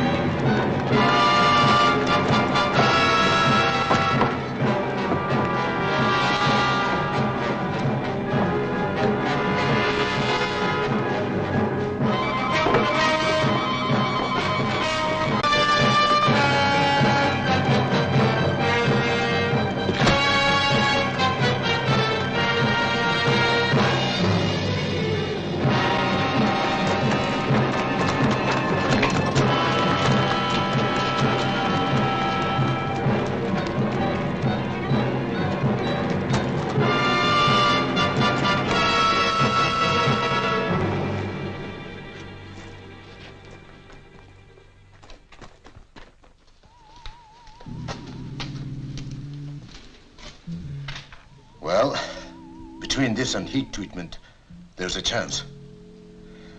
I'm not sure, but there's bound to be some sort of change. If he comes back. He'll be here. Kenji came back, remember? At the risk of being over-poetic, let me put it this way. He was conceived. He'll return to the mountain. You shouldn't have done it, Robert. You shouldn't have started the whole thing. Whole case history, except for one detail, the formula for the enzyme. I don't want this experiment to repeat it. Ever. I don't know what your plans are, but don't destroy him. Not the way you destroyed Kenji. Promise me that. You did fall in love with Larry Stanford, didn't you? Tara, some of us aren't meant to know love. Not as ordinary people do. I haven't had very good luck myself in that respect.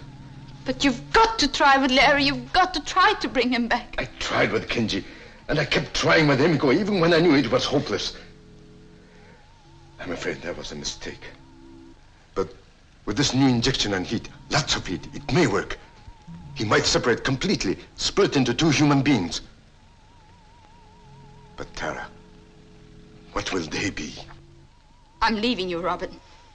You can't leave me, Tara. We've gone through this before. Do you want to go back to where I found you? Yes, I'll go back to that if necessary. Don't talk like a child. Haven't I treated you well?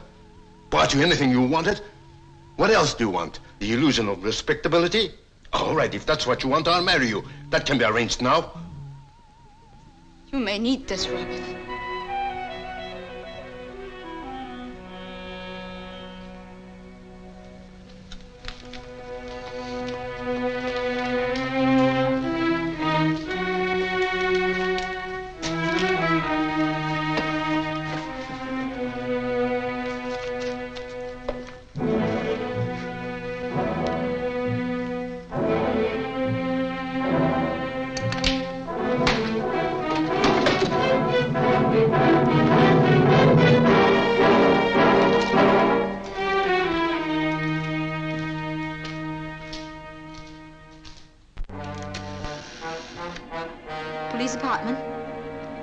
Inspector Aida, please.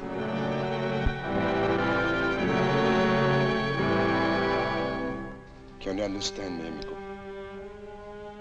Amigo, try hard. Try this time. You used to be my wife. And before that,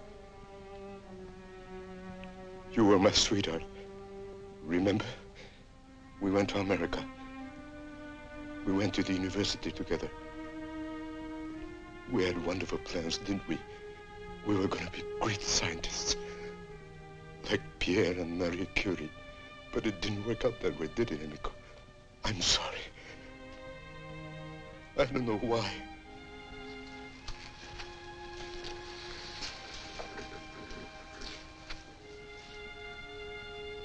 Maybe I offended the gods. Honey, I didn't used to believe in gods. Forgive me.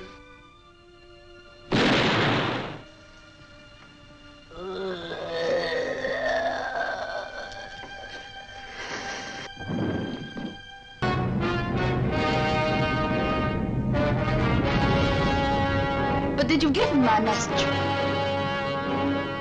I see. I see.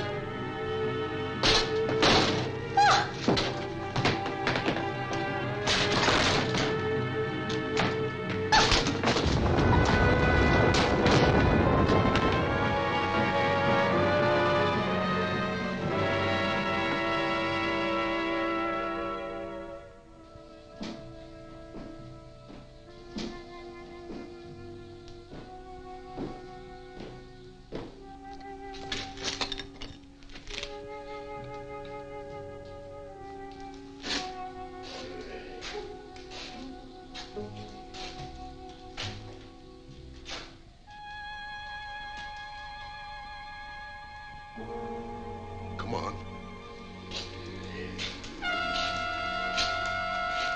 Don't be afraid. You know me.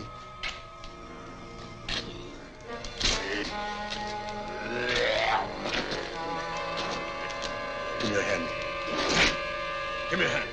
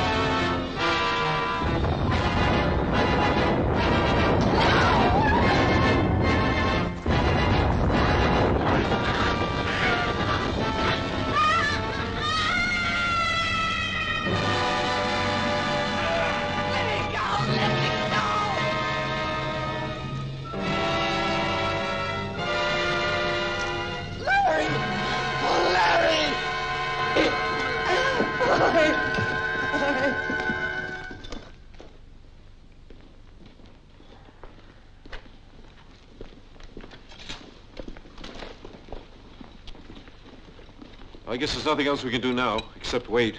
I'll wait. I'll wait as long as I have to. It may be quite a while.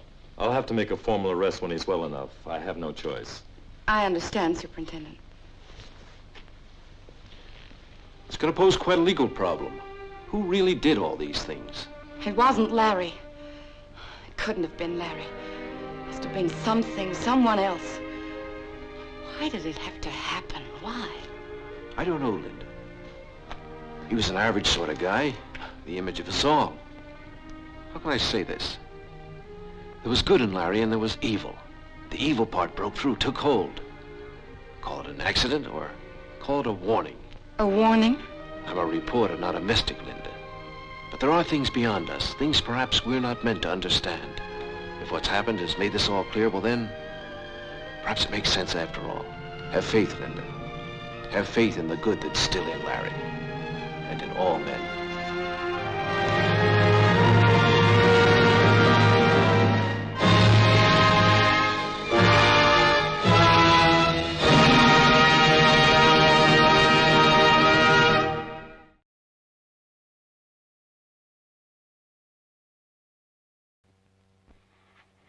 Let me die. Let me die.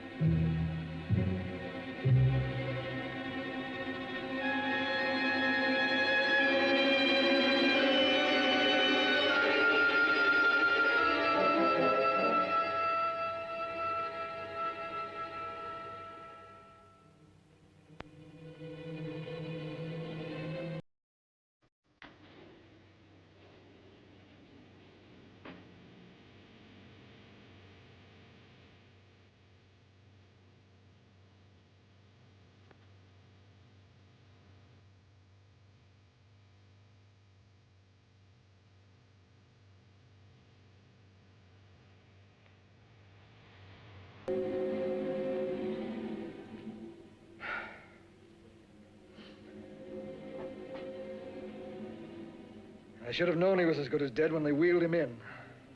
You did everything possible, everything you could, Dr. Collier. Everything.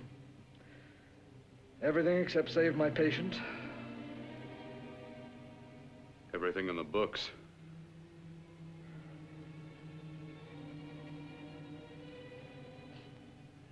Now, Dad, do I have permission to take over and try things my way? The operating room is no place to experiment. He's dead. I can't do any harm. Very well. The corpse is yours. Do what you want to do. All right. Make an opening into the chest cavity. Apply 100 milliamps of current directly to the heart, then massage by hand. I'll handle the brain area. By yourself? By myself.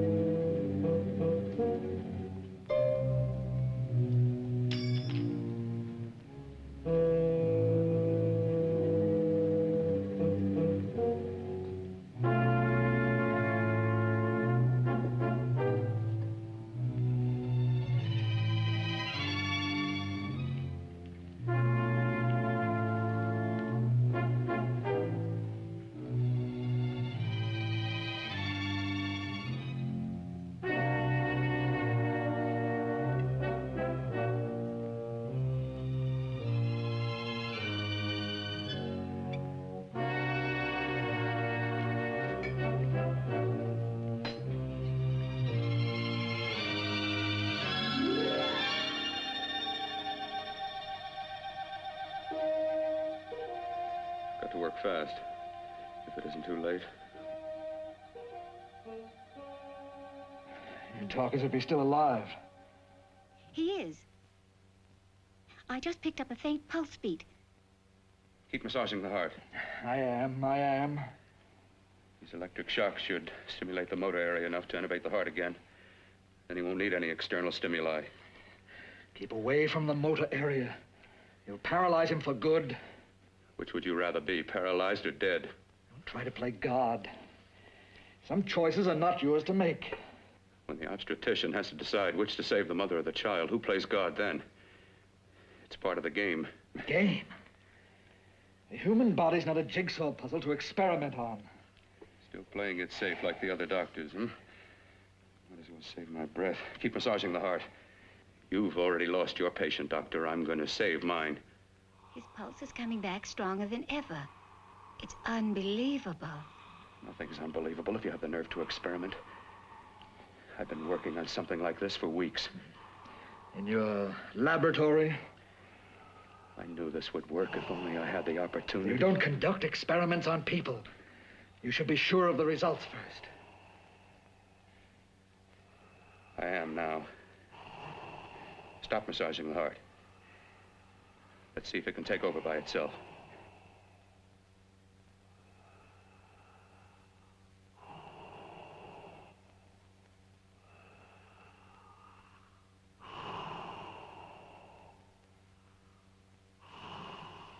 All right. Close up the chest. I'm about finished with the cerebral area. How's his pulse? Strong and steady.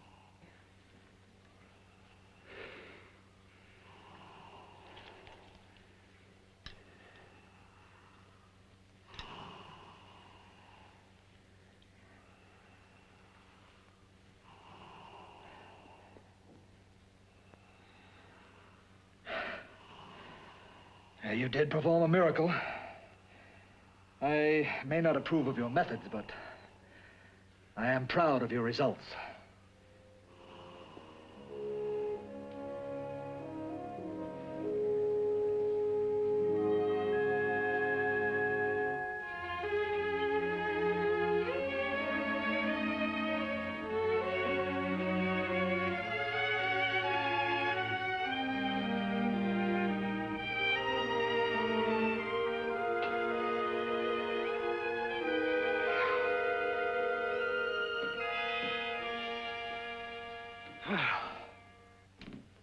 That was an amazing, even an extraordinary operation, son. But it still is too risky, too uncontrolled. Saved his life. And the after effects, what about them?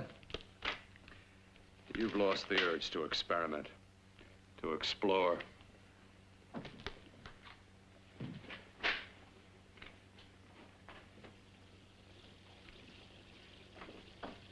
You don't explore on people. Before you put a scalpel to one, an operation like this needs testing under every condition. Over and over again.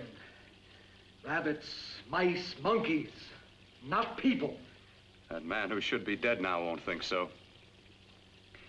There's more to surgery than just being a carpenter to patch up walls or a plumber to drain pipes. Our bodies are capable of adjusting in ways we've hardly dreamt of. If we can only find the key. I'm so close now, so very close. The key to what? Complete transplantations. To be able to transplant limbs and organs. To be able to replace diseased and damaged parts of the body as easily as we replace eye corneas now. So that the new parts will join together as though they were born there. It can't be done. It can be done. With my new special compound I've created, I'll do it. I know I can do it. Sure, that's what you say. That's what I know. I know I'm close. Darling, I'm so proud of you, I could kiss you. Promises, huh? Always promises. Careful, your father's liable to report us. And stop the floor show? When you two are married, it won't be fun to watch anymore. Well, I can promise you one thing. Your grandchildren won't be test tube babies.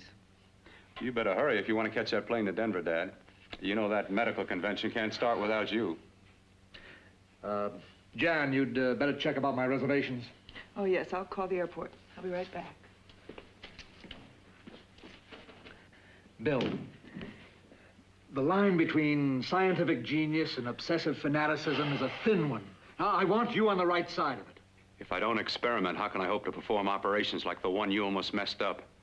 But I can't cover up for you anymore. The superintendent had it out with me. He thinks it's you who's been stealing those limbs from the amputee operations. So what if it is? I've got to have limbs for my transplant experiments.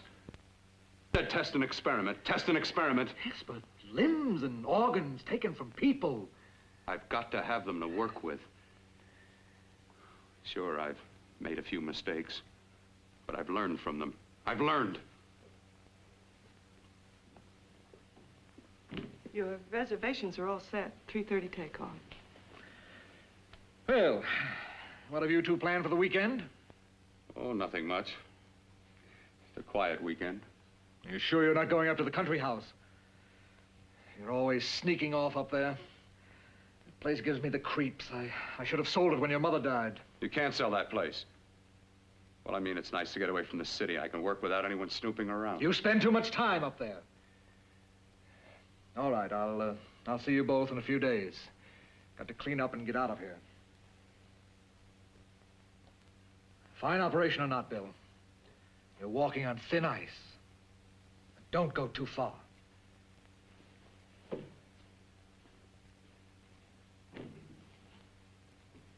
Oh, every time you touch me, I go out of my mind. I want to kiss you. Bill, I want to get married. I can't stand not having you. You've been wonderful. I'd rather be a bride. In a few more weeks. And nothing will keep us apart. We'll be together.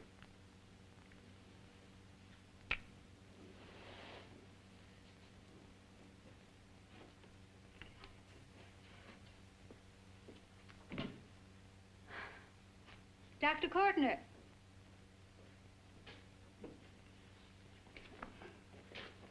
I'm so glad you're here. I was afraid you'd gotten away. There was a very important phone message that came to you. It sounded quite urgent. I've been looking everywhere. It was from a man called Kurt. He called from the country place, and he said something terrible has happened. He wanted you to come right out. Thank you. Well, you've always wanted to know what's kept me away from you so many weekends. Have you got the keys to your car?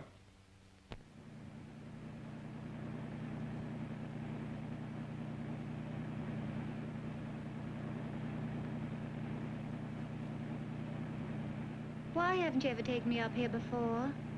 Because the things I'm working on don't need an audience. That telephone call, what about it?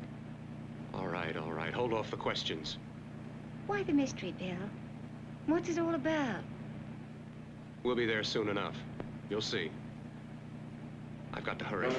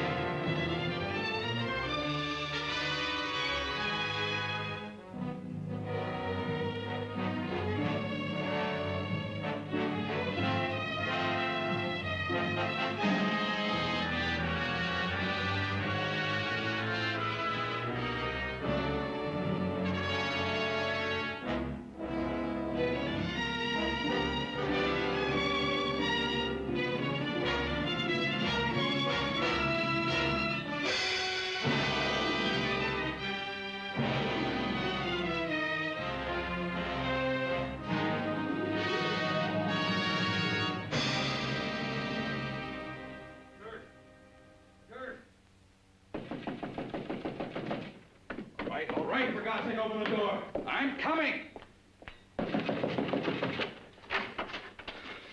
Mac, what's happened to you? It's been a terrible accident. I've got to save her. I've got to save her. What is it? What have you got there? Kurt, please. Sterilize the tubes and instruments quickly. What are you going to do? Aren't you going to have a look in the closet first? No, I can't now. This is more important. But you don't understand. For God's sake, Kurt, this is urgent. Do as I tell you before it's too late. I can't waste precious time arguing with you.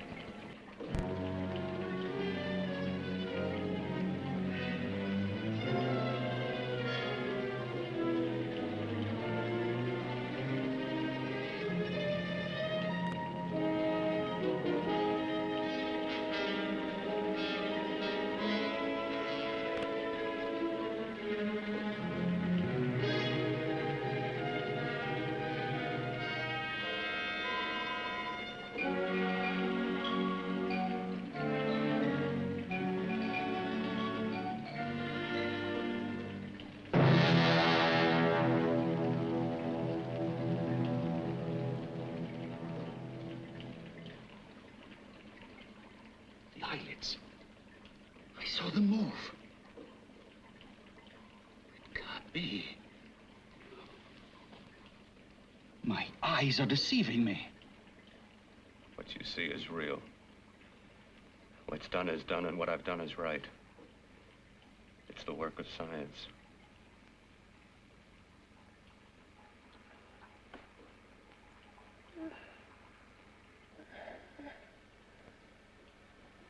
I remember fire. Burning.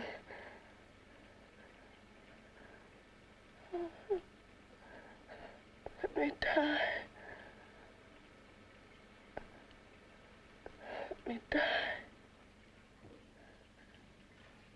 I've had success with transplants. Now I can do it for her. Transplant her to what? I brought her back. She'll live, and I'll get her another body. I can make her complete again. Only a madman can believe that she could ever be like before. Don't argue with me. I love her too much to let her stay like this. I'll restore her as before. You'll see. Can't you realize? Can't you see?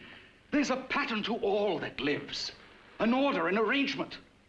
She had a heart and a brain, and her spirit was in both, not in one or the other. No. I'll give her a brain and a heart. Yes, and what of her soul? You say you love her, and you can remember her love for you. Then how can you make of her an experiment of horror? All the skill and science I possess was meant for this. Life has a pattern. The whole pattern of my life is shaping itself to save her now. Then you intend to go through with it? Yes. Sleep, my darling. Rest and grow stronger.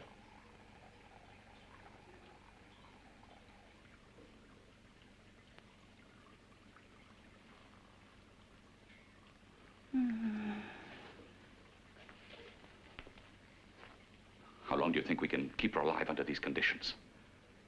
48. 50 hours at the most. Yes. And you really believe you can work a transplant on her successfully?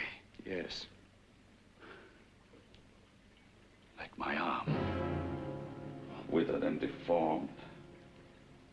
Yours was an early experiment that failed. With her, I'm using my new adreno serum. Must work. I've got to go now. If the police or anyone call, tell them you don't know anything about it. I don't think anyone will trace us here because her body was burned in the wreckage. Yes, yes, of course, of course. Look, Bill, before you go, do have a look in that closet. It's the reason why I called you up here.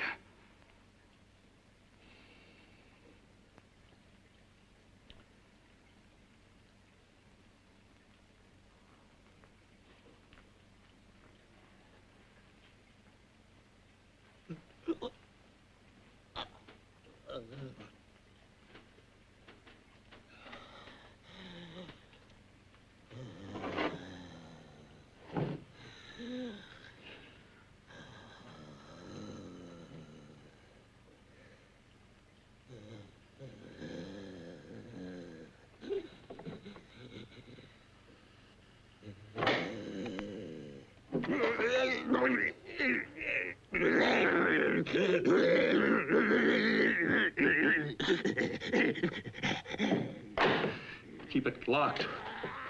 Last night it got so violent it almost broke out. No. No, not through that thickness. Keep it closed. I've got to think about her now. I've got to find her a body. How are you going to go about getting one?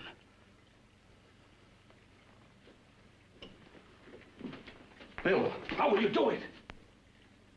There are ways. There are ways.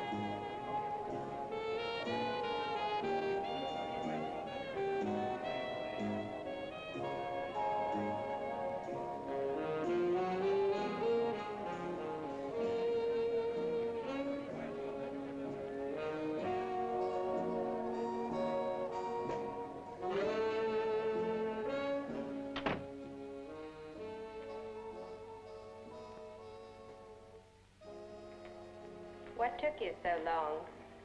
What made you think I'd come? You know a good thing when you see it. Yeah, there was plenty to see. I liked your act. Is that all you liked? Well, your costume, what there was of it, was interesting. Is that all?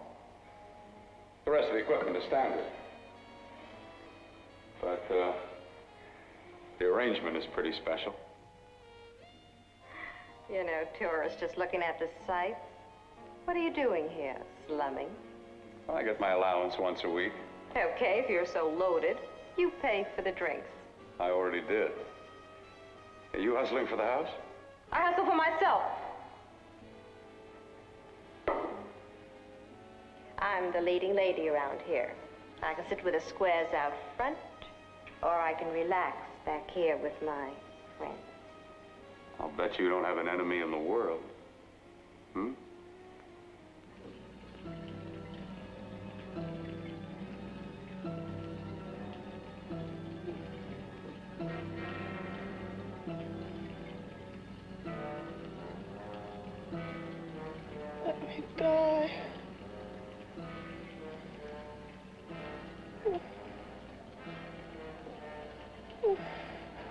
Let me die.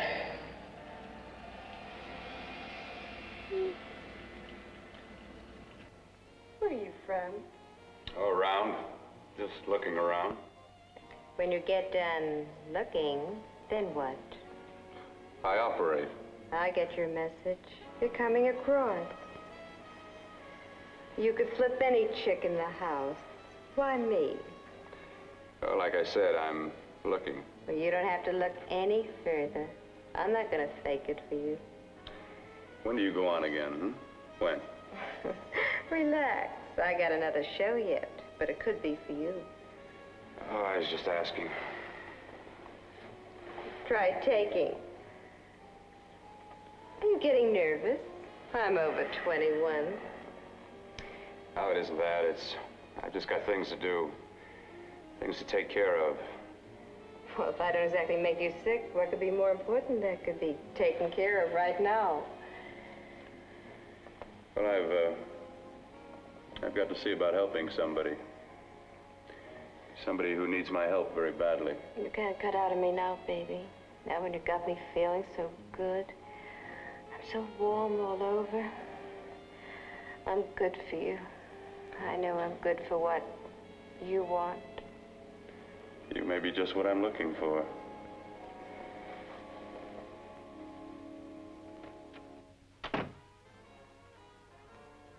You've got your nerve. Oh, look who's talking. Why'd you haul your beat-up body back to the bar with the rest of the flies? Keep your G-string on. I only came in here to change my clothes. I got admission. Now I'd like to see the rest of the show. Come back in half an hour and maybe you will. Get lost. Hi, lover boy. I see you've met the queen. Hey. Come here, don't hide. You know, you've got the kind of face a girl doesn't mind looking at. Even out front, all the other girls are asking about you. Get out of here. Choose company. Three's a crowd. Who's to tell me to blow if I don't want to? This here's my dressing room, too. Remember? It kills her to see me make time. You're the only thing that's going to be made around here tonight. Honey. Eat your heart out. Yeah. Yeah. Yeah, well, I'd better be going, What for? Look what you've done. You come busting with your 2 cents. Let me see you later. I'll make everything up to you. I swear I will. Yeah. Come on back later. I'll remember you. Yeah, that's what I'm afraid of.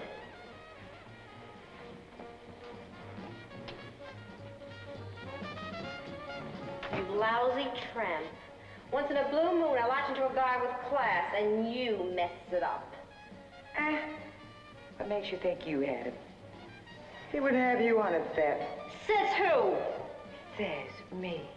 What's a guy like that want with leftovers for? Leftovers? Why, you cheap third-rate stripper! You are falling over! You cheap fleecing! Let go! You had to pull me back. There. I'll mash you on the butt. You should try. Oh, I'll try all right. Meow.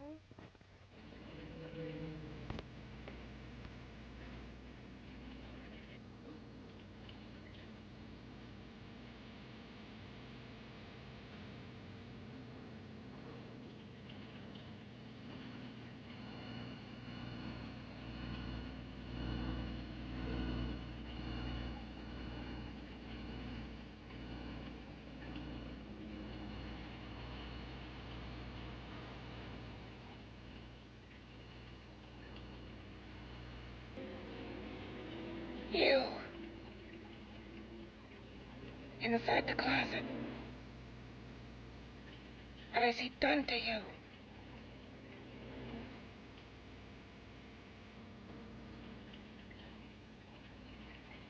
I know there's someone there.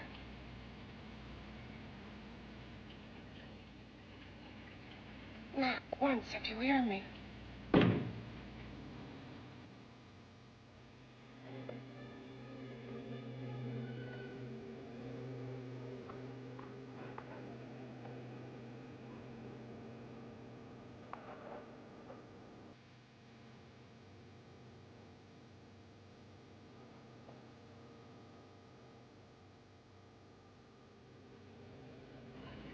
I'm not the first.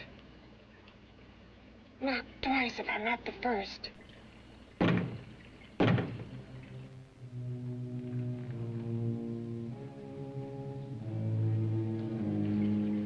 He should have let me die. I hate him for what he's done to me. If he only knew what it's like being like this. Do you know what it's like?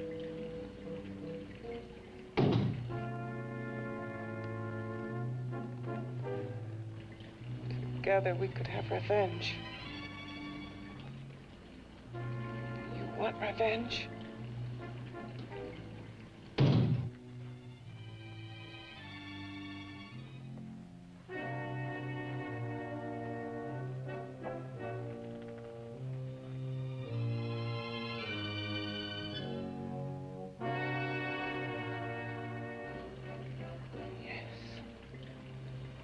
You the thing inside and me the thing out here. My brain's still untouched. And his keeping me alive has given me a power he didn't count on. Power that you can feel across this room and through that door. Can't you?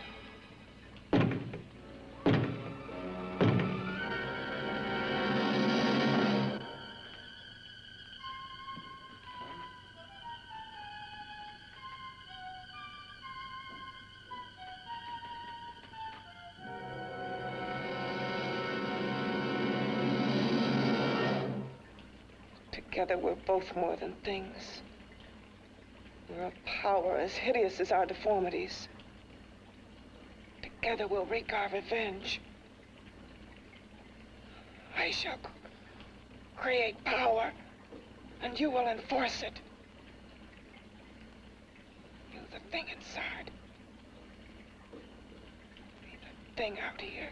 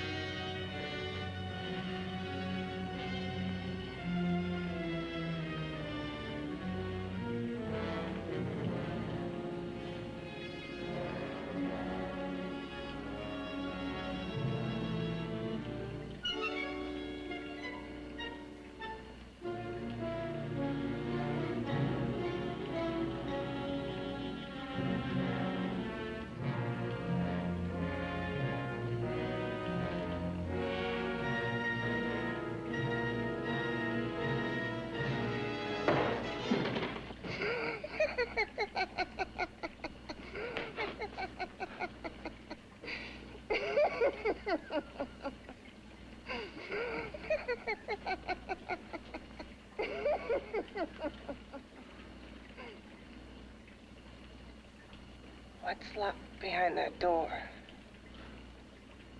Horror. No normal mind can imagine. Something even more terrible than you. No, my deformed friend. Like all quantities, horror has its ultimate. And I'm that. There is a horror beyond yours. And it's in there. Locked behind that door. The paths of experimentation twist and turn through mountains of miscalculation and often lose themselves in error and darkness. Behind that door is the sum total of Dr. Courtney's mistakes. He had no right to bring me back to this.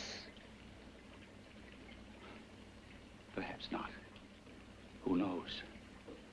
But you should know that before he injected the serum into that, it was but a mass of grafted tissues, lifeless. Just lay there, weighted down with its transplants of broken limbs and amputated arms. But with this serum, it began to breathe. It's impossible. Would you have thought possible what he's already done? Take yourself. He's brought you back. You live. Only a few years ago, all transplants were impossible. That's what he's been doing up here where no one could see his work. Yes. Experimenting with transplants on that. And on me. Letting him tear away my flesh time after time, test after test. My hopes shattering with each grafted arm he fastened to me. Watching it wither and warp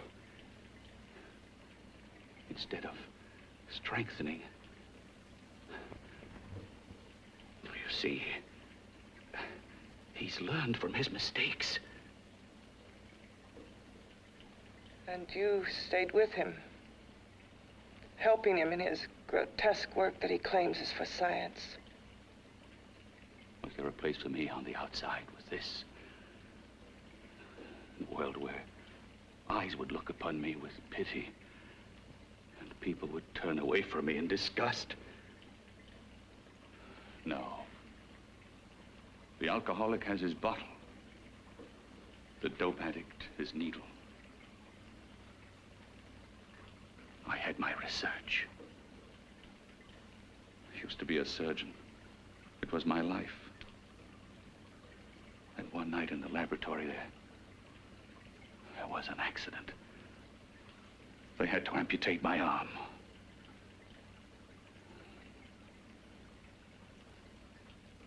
And he has used you to... I had no choice. He was my only hope. A surgeon needs both his arms, not just one. Well, you see, my transplanted grotesqueness stayed. So did I. I live only for the day he can work a successful transplant to my body.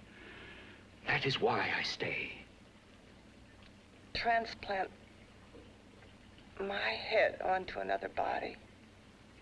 Yes. And he's insane with the belief he can do it.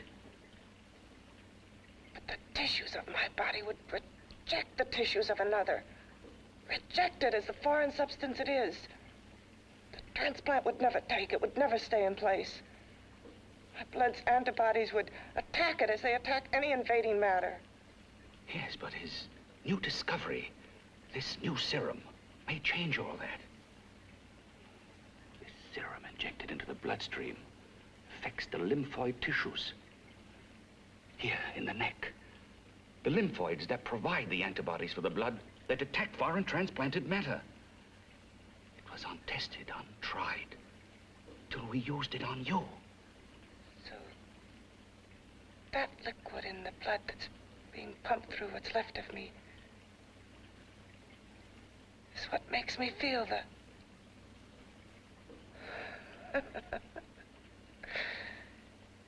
He may produce results he didn't ask for.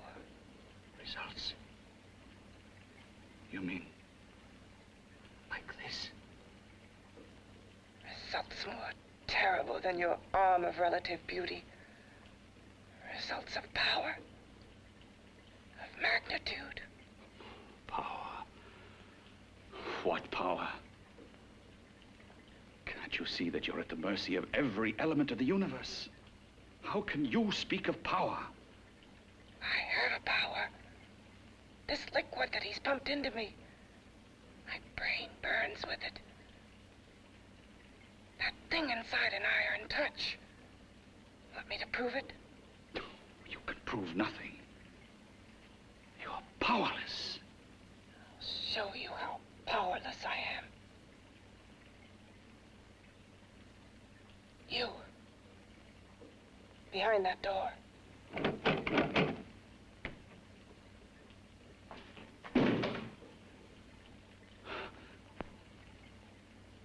Let me know if you hear me. Whoever, whatever you are, I command you. You understand me? I'm only a head, and you're whatever you are. Together we're strong, more powerful than any of them.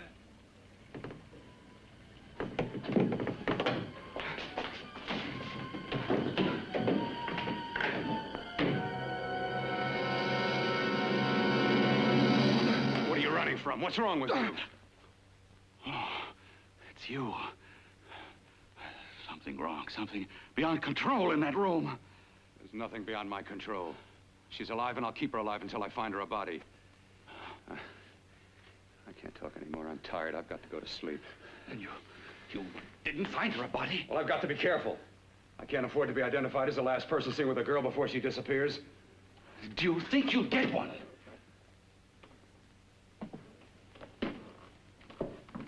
There are many things left for tomorrow.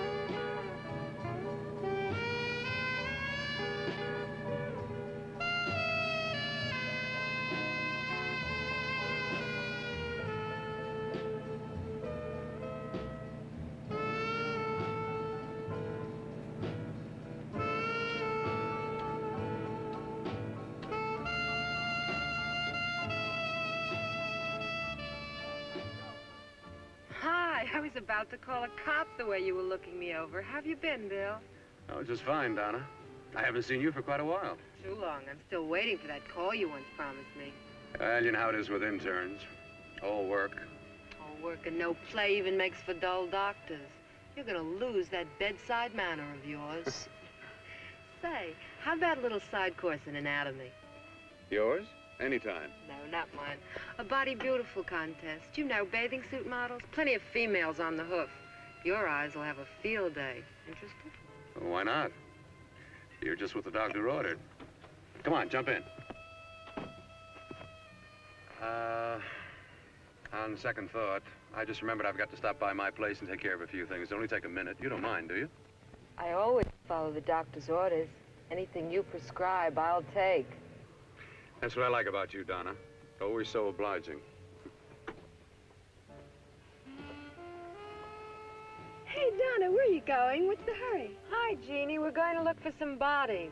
You mean the contest? Yeah. Got any room for me? Oh, sure, plenty. Bill, this is Jeannie Reynolds. Jeannie, this is Dr. Hi. Bill Kortner. Hello. Hop in, but first we got to stop off at his place. Sure.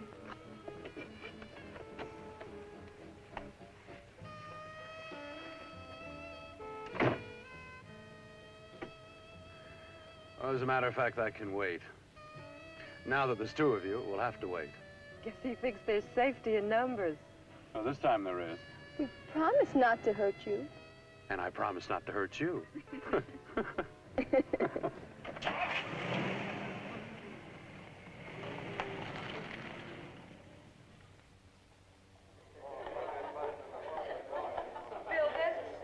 looks fine.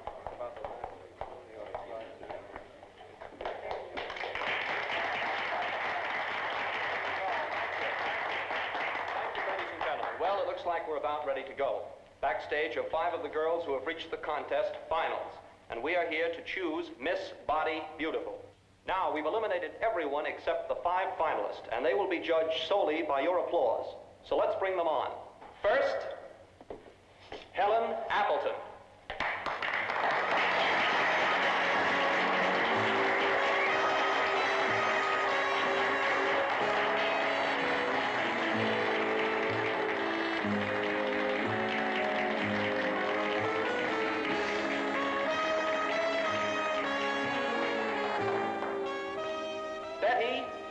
Manster.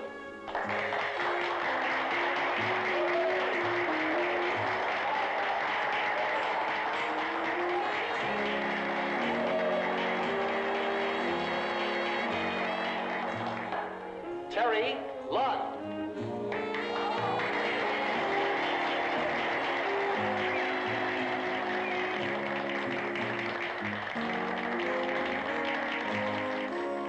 Peggy Howard.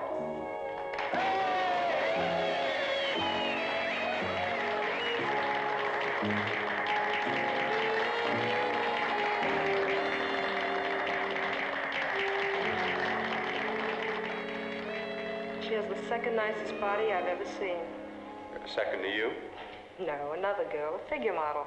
You remember that one in school years ago? The one who had the accident. Oh, yeah. Doris, Doris Powell. Yeah, is she still around? Few people see her nowadays.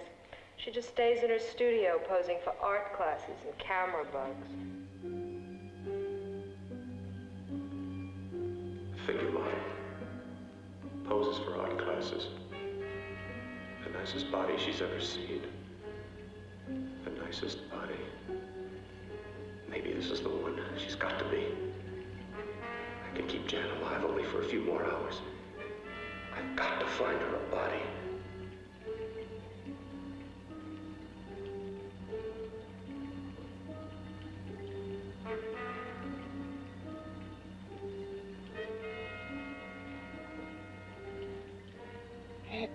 He intends to kill somebody. To rob them of their body. Do you hear me?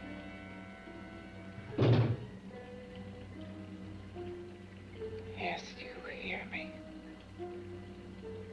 You know how Bill's egotism drives him on and on. To infamy upon infamy. Good ever be born of evil?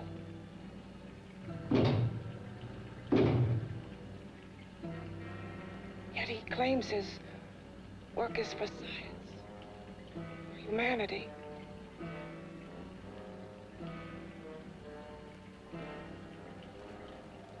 To be joined to flesh not your own. What's human in this? Of how you must exist locked behind that door. We've got to stop him.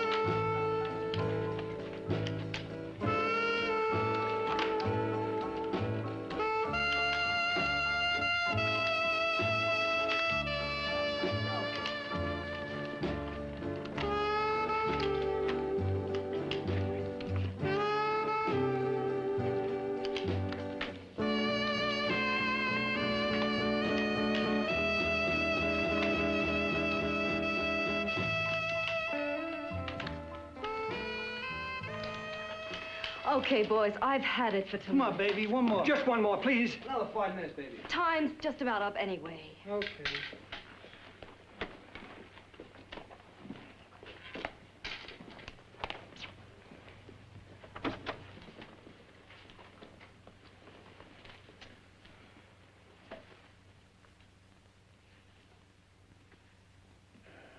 Say, Doris, would you like to have a drink with me? Just you and me, away from everybody? Someplace where nobody will butt in, where you and I can really be alone. No, thank you. How about posing for me? Private like. I'll pay you real money, real good money. Kind of money they don't throw at you every day, and for doing hardly nothing at all. I do my posing for classes only, Wednesdays and Saturdays, 8 to 10. Yeah, I know, but we can... Good night.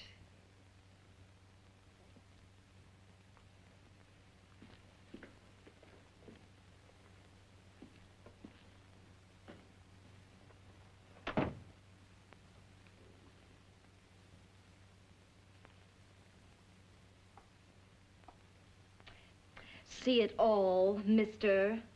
The show's over. Next time, bring a camera and buy a ticket. I'm not running a charity.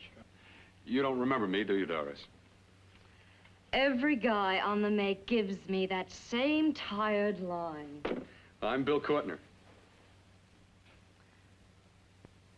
Bill Courtner. Long time ago, that fight. You almost tore that wise guy apart for making fun of me. After my accident. Look, can't we go somewhere and talk? No, I don't date men. Because I pose like I do. Your mind works overtime. You get ideas. You're all alike. Oh, not all of us. I'm not on the make for you. Okay, so maybe you're better than most. Maybe not. I still hate all men. I hate them for what one did to me once. Have you forgotten? Well, have you? No, I haven't forgotten. Well, neither have I. I carry the memory around with me. But you can't hide yourself away here forever, posing bare in front of a bunch of neurotics. Listen, Galahad.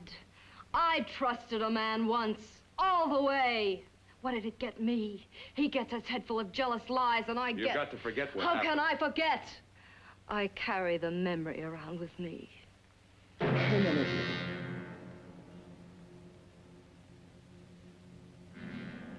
Am I so appealing to you now? Still so interested? Doesn't it make you sick?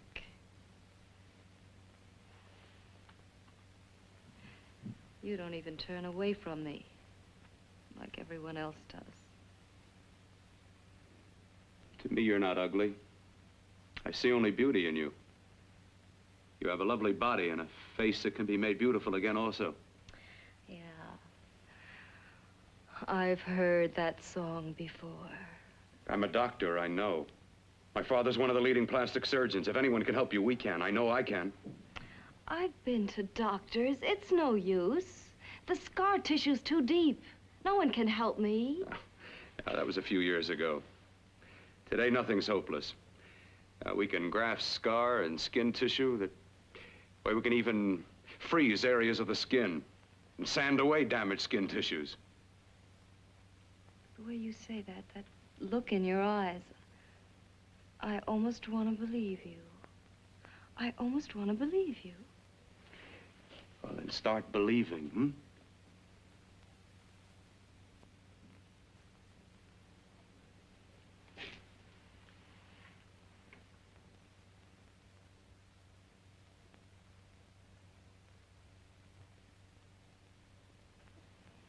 Even if your father could help me, I couldn't pay him the kind of money it would take.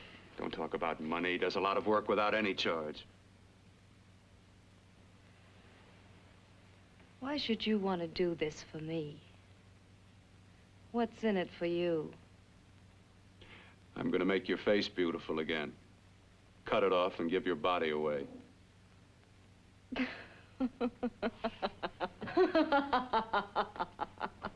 I'm sorry, Bill.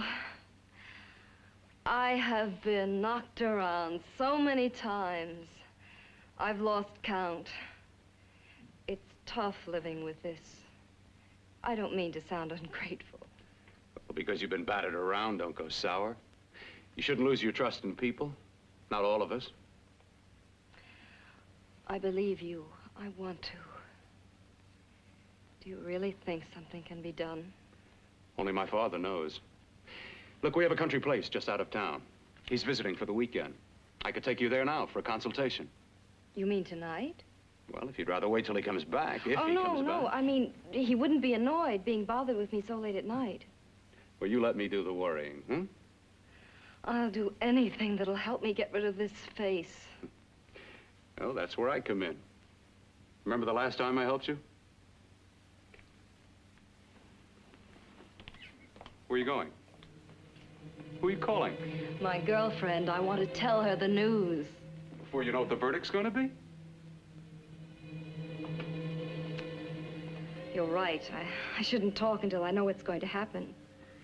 My girlfriend, she's supposed to drop in later. I'll have to leave her a note or something. Well, just tell her you'll see you later. Otherwise, she'll ask a lot of nosy questions. We want to be sure first. Just throw something on, huh? I'll be with you in a minute.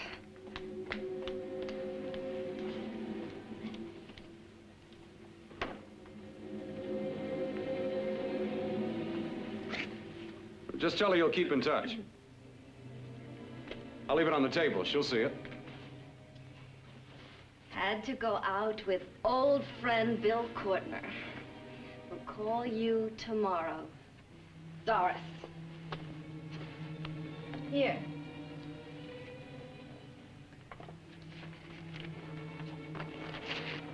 I'll leave it on the lamp.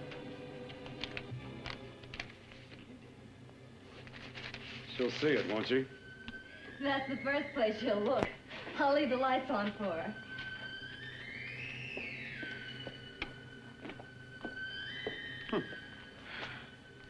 I have waited so long for this. So have I.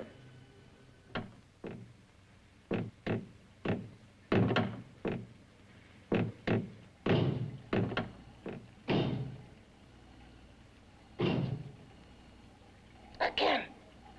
Hit it again.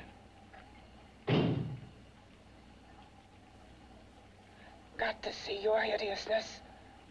You've got to see mine. Wonder which of us is more awful. Nothing you can be is more terrible than what I am. A head without a body. A head that should be in its grave. I hate him. I hate him for what he's done to me. Can your horror match mine? Quiet. Someone's coming.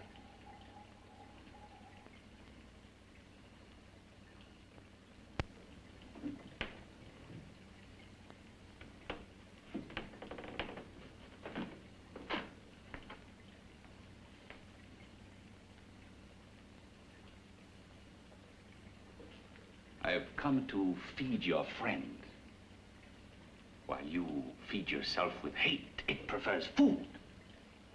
Your former sniveling fear becomes you more. Yeah.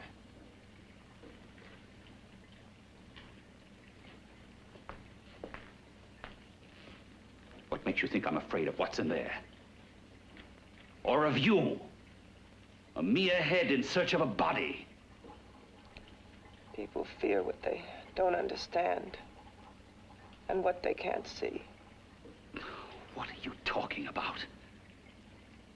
You're nothing but a freak of life. And a freak of death.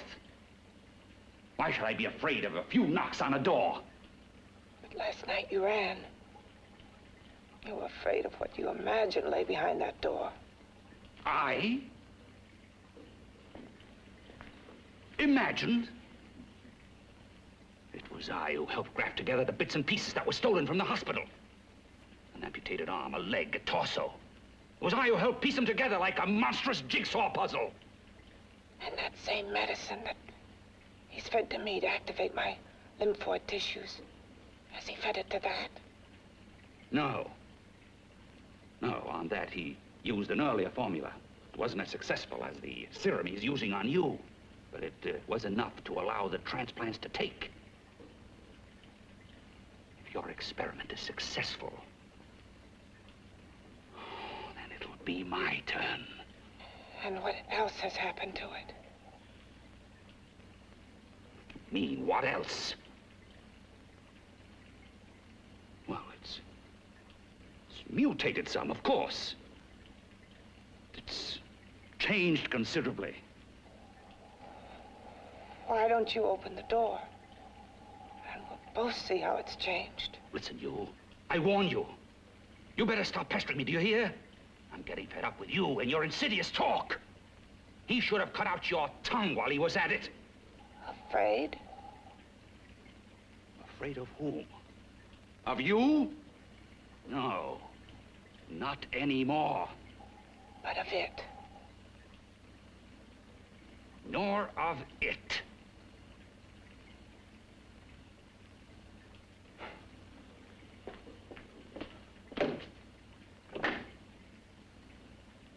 He only keeps it locked in there so that it'll be safe, that's all.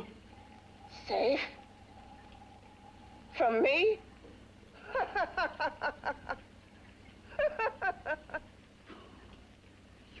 Beast.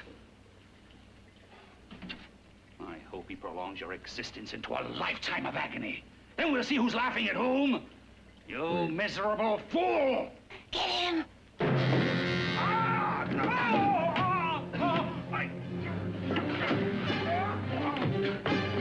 Get him!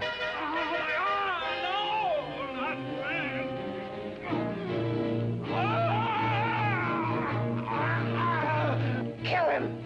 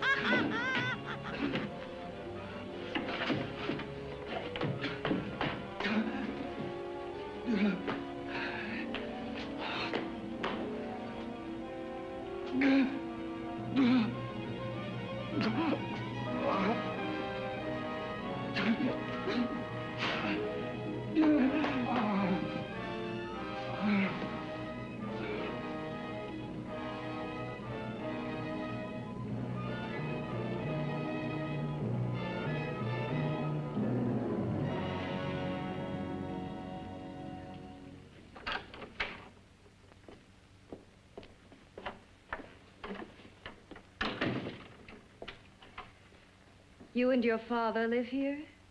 Only on weekends when we want to get away from the city. This place certainly is lonely. Well, the further from prying eyes, the better. I mean, it's nice and quiet here. We can get away from the noise and telephones. Oh, I guess it is. Well, sit down, sit down. I'll fix us a drink, huh? My father should be back soon. You mean he's not here now? Oh, come on now, Doris. Do I look like a maniac who goes around killing girls? Now, you've got to learn to trust people.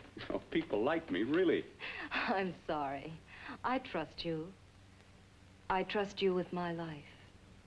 Well, I can't ask for any more than that. I'll be right back.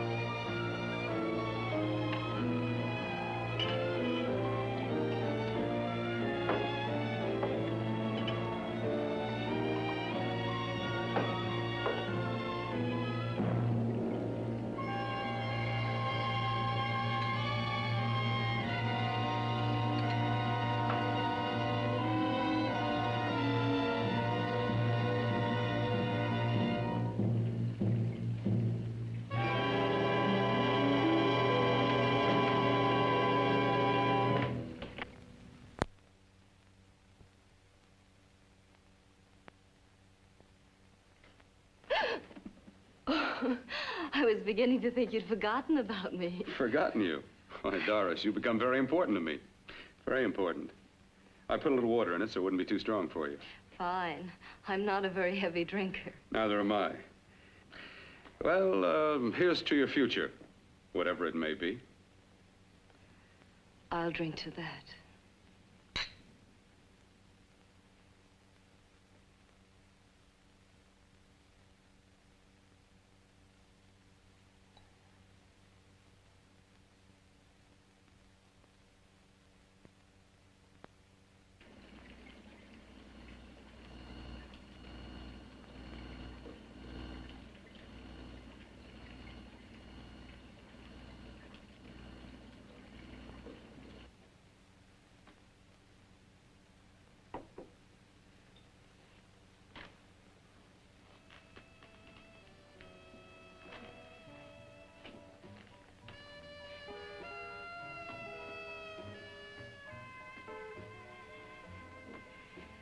It's getting awfully warm in here.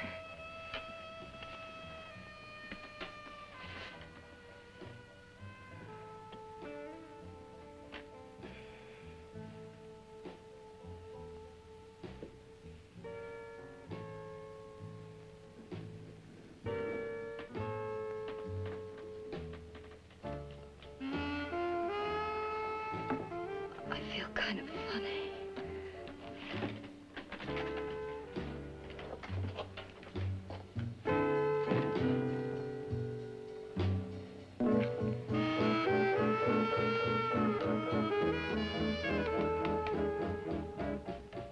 Bill. something in my drink. Didn't you?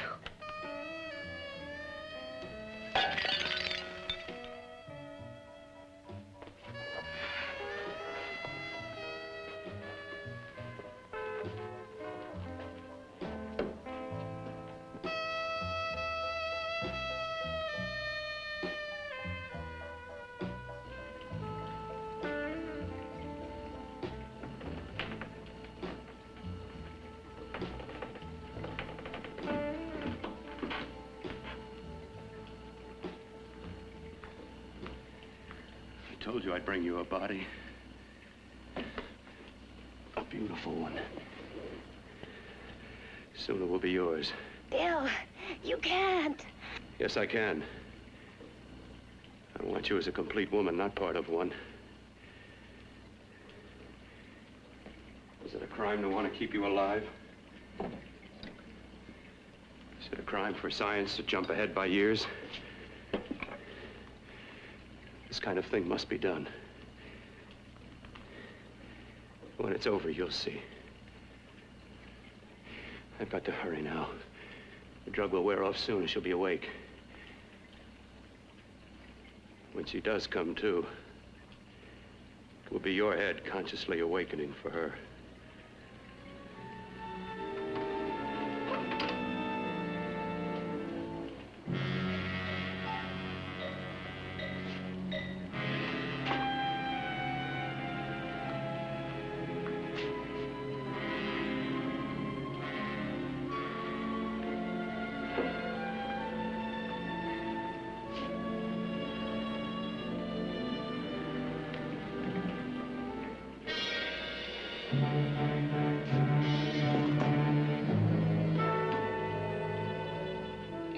You must be stopped. You must. And who's going to do it? It's got to be quiet here. Can't stop me. Very well.